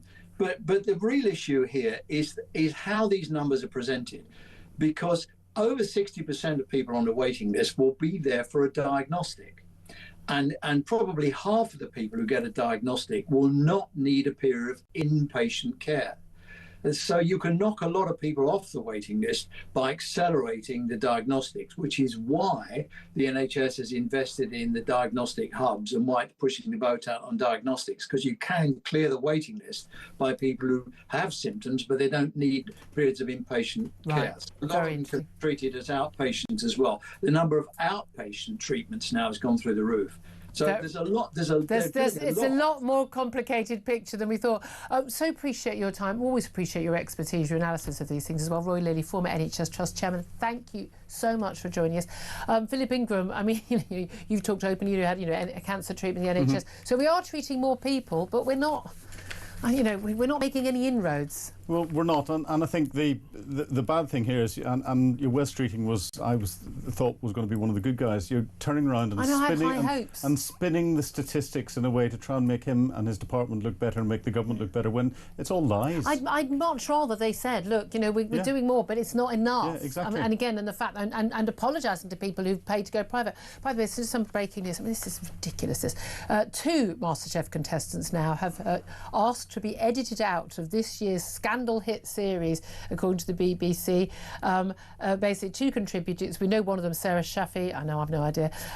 They were being removed from the series because they felt that they didn't want to be associated with Greg Wallace and John Trode, both now sacked from the series. I mean, it's not like they've committed genocide. Oh, they didn't win. I mean, they definitely didn't win those 2. But I mean, it's just. It's just, people are ridiculous. Exactly. They really are ridiculous. I might watch MasterChef for the first time as a result of that. Yeah. Anyway, Philip Ingram, you've been an absolute joy. Thank you so much indeed for joining us on the show today. Your expertise on Ukraine is so greatly appreciated. Ian Collins is here. You're looking very poised and ready to go. I just saw that story before I came in here, and I just thought, what, really? I think someone should go around their houses and make them pay an 80% rate of tax for crimes of idiocy, or something like that. Well, I thought it was insane that people were saying, oh, you can't show the series because Greg Wallace may or may not have taken his trousers down. I mean, can we get in proportion?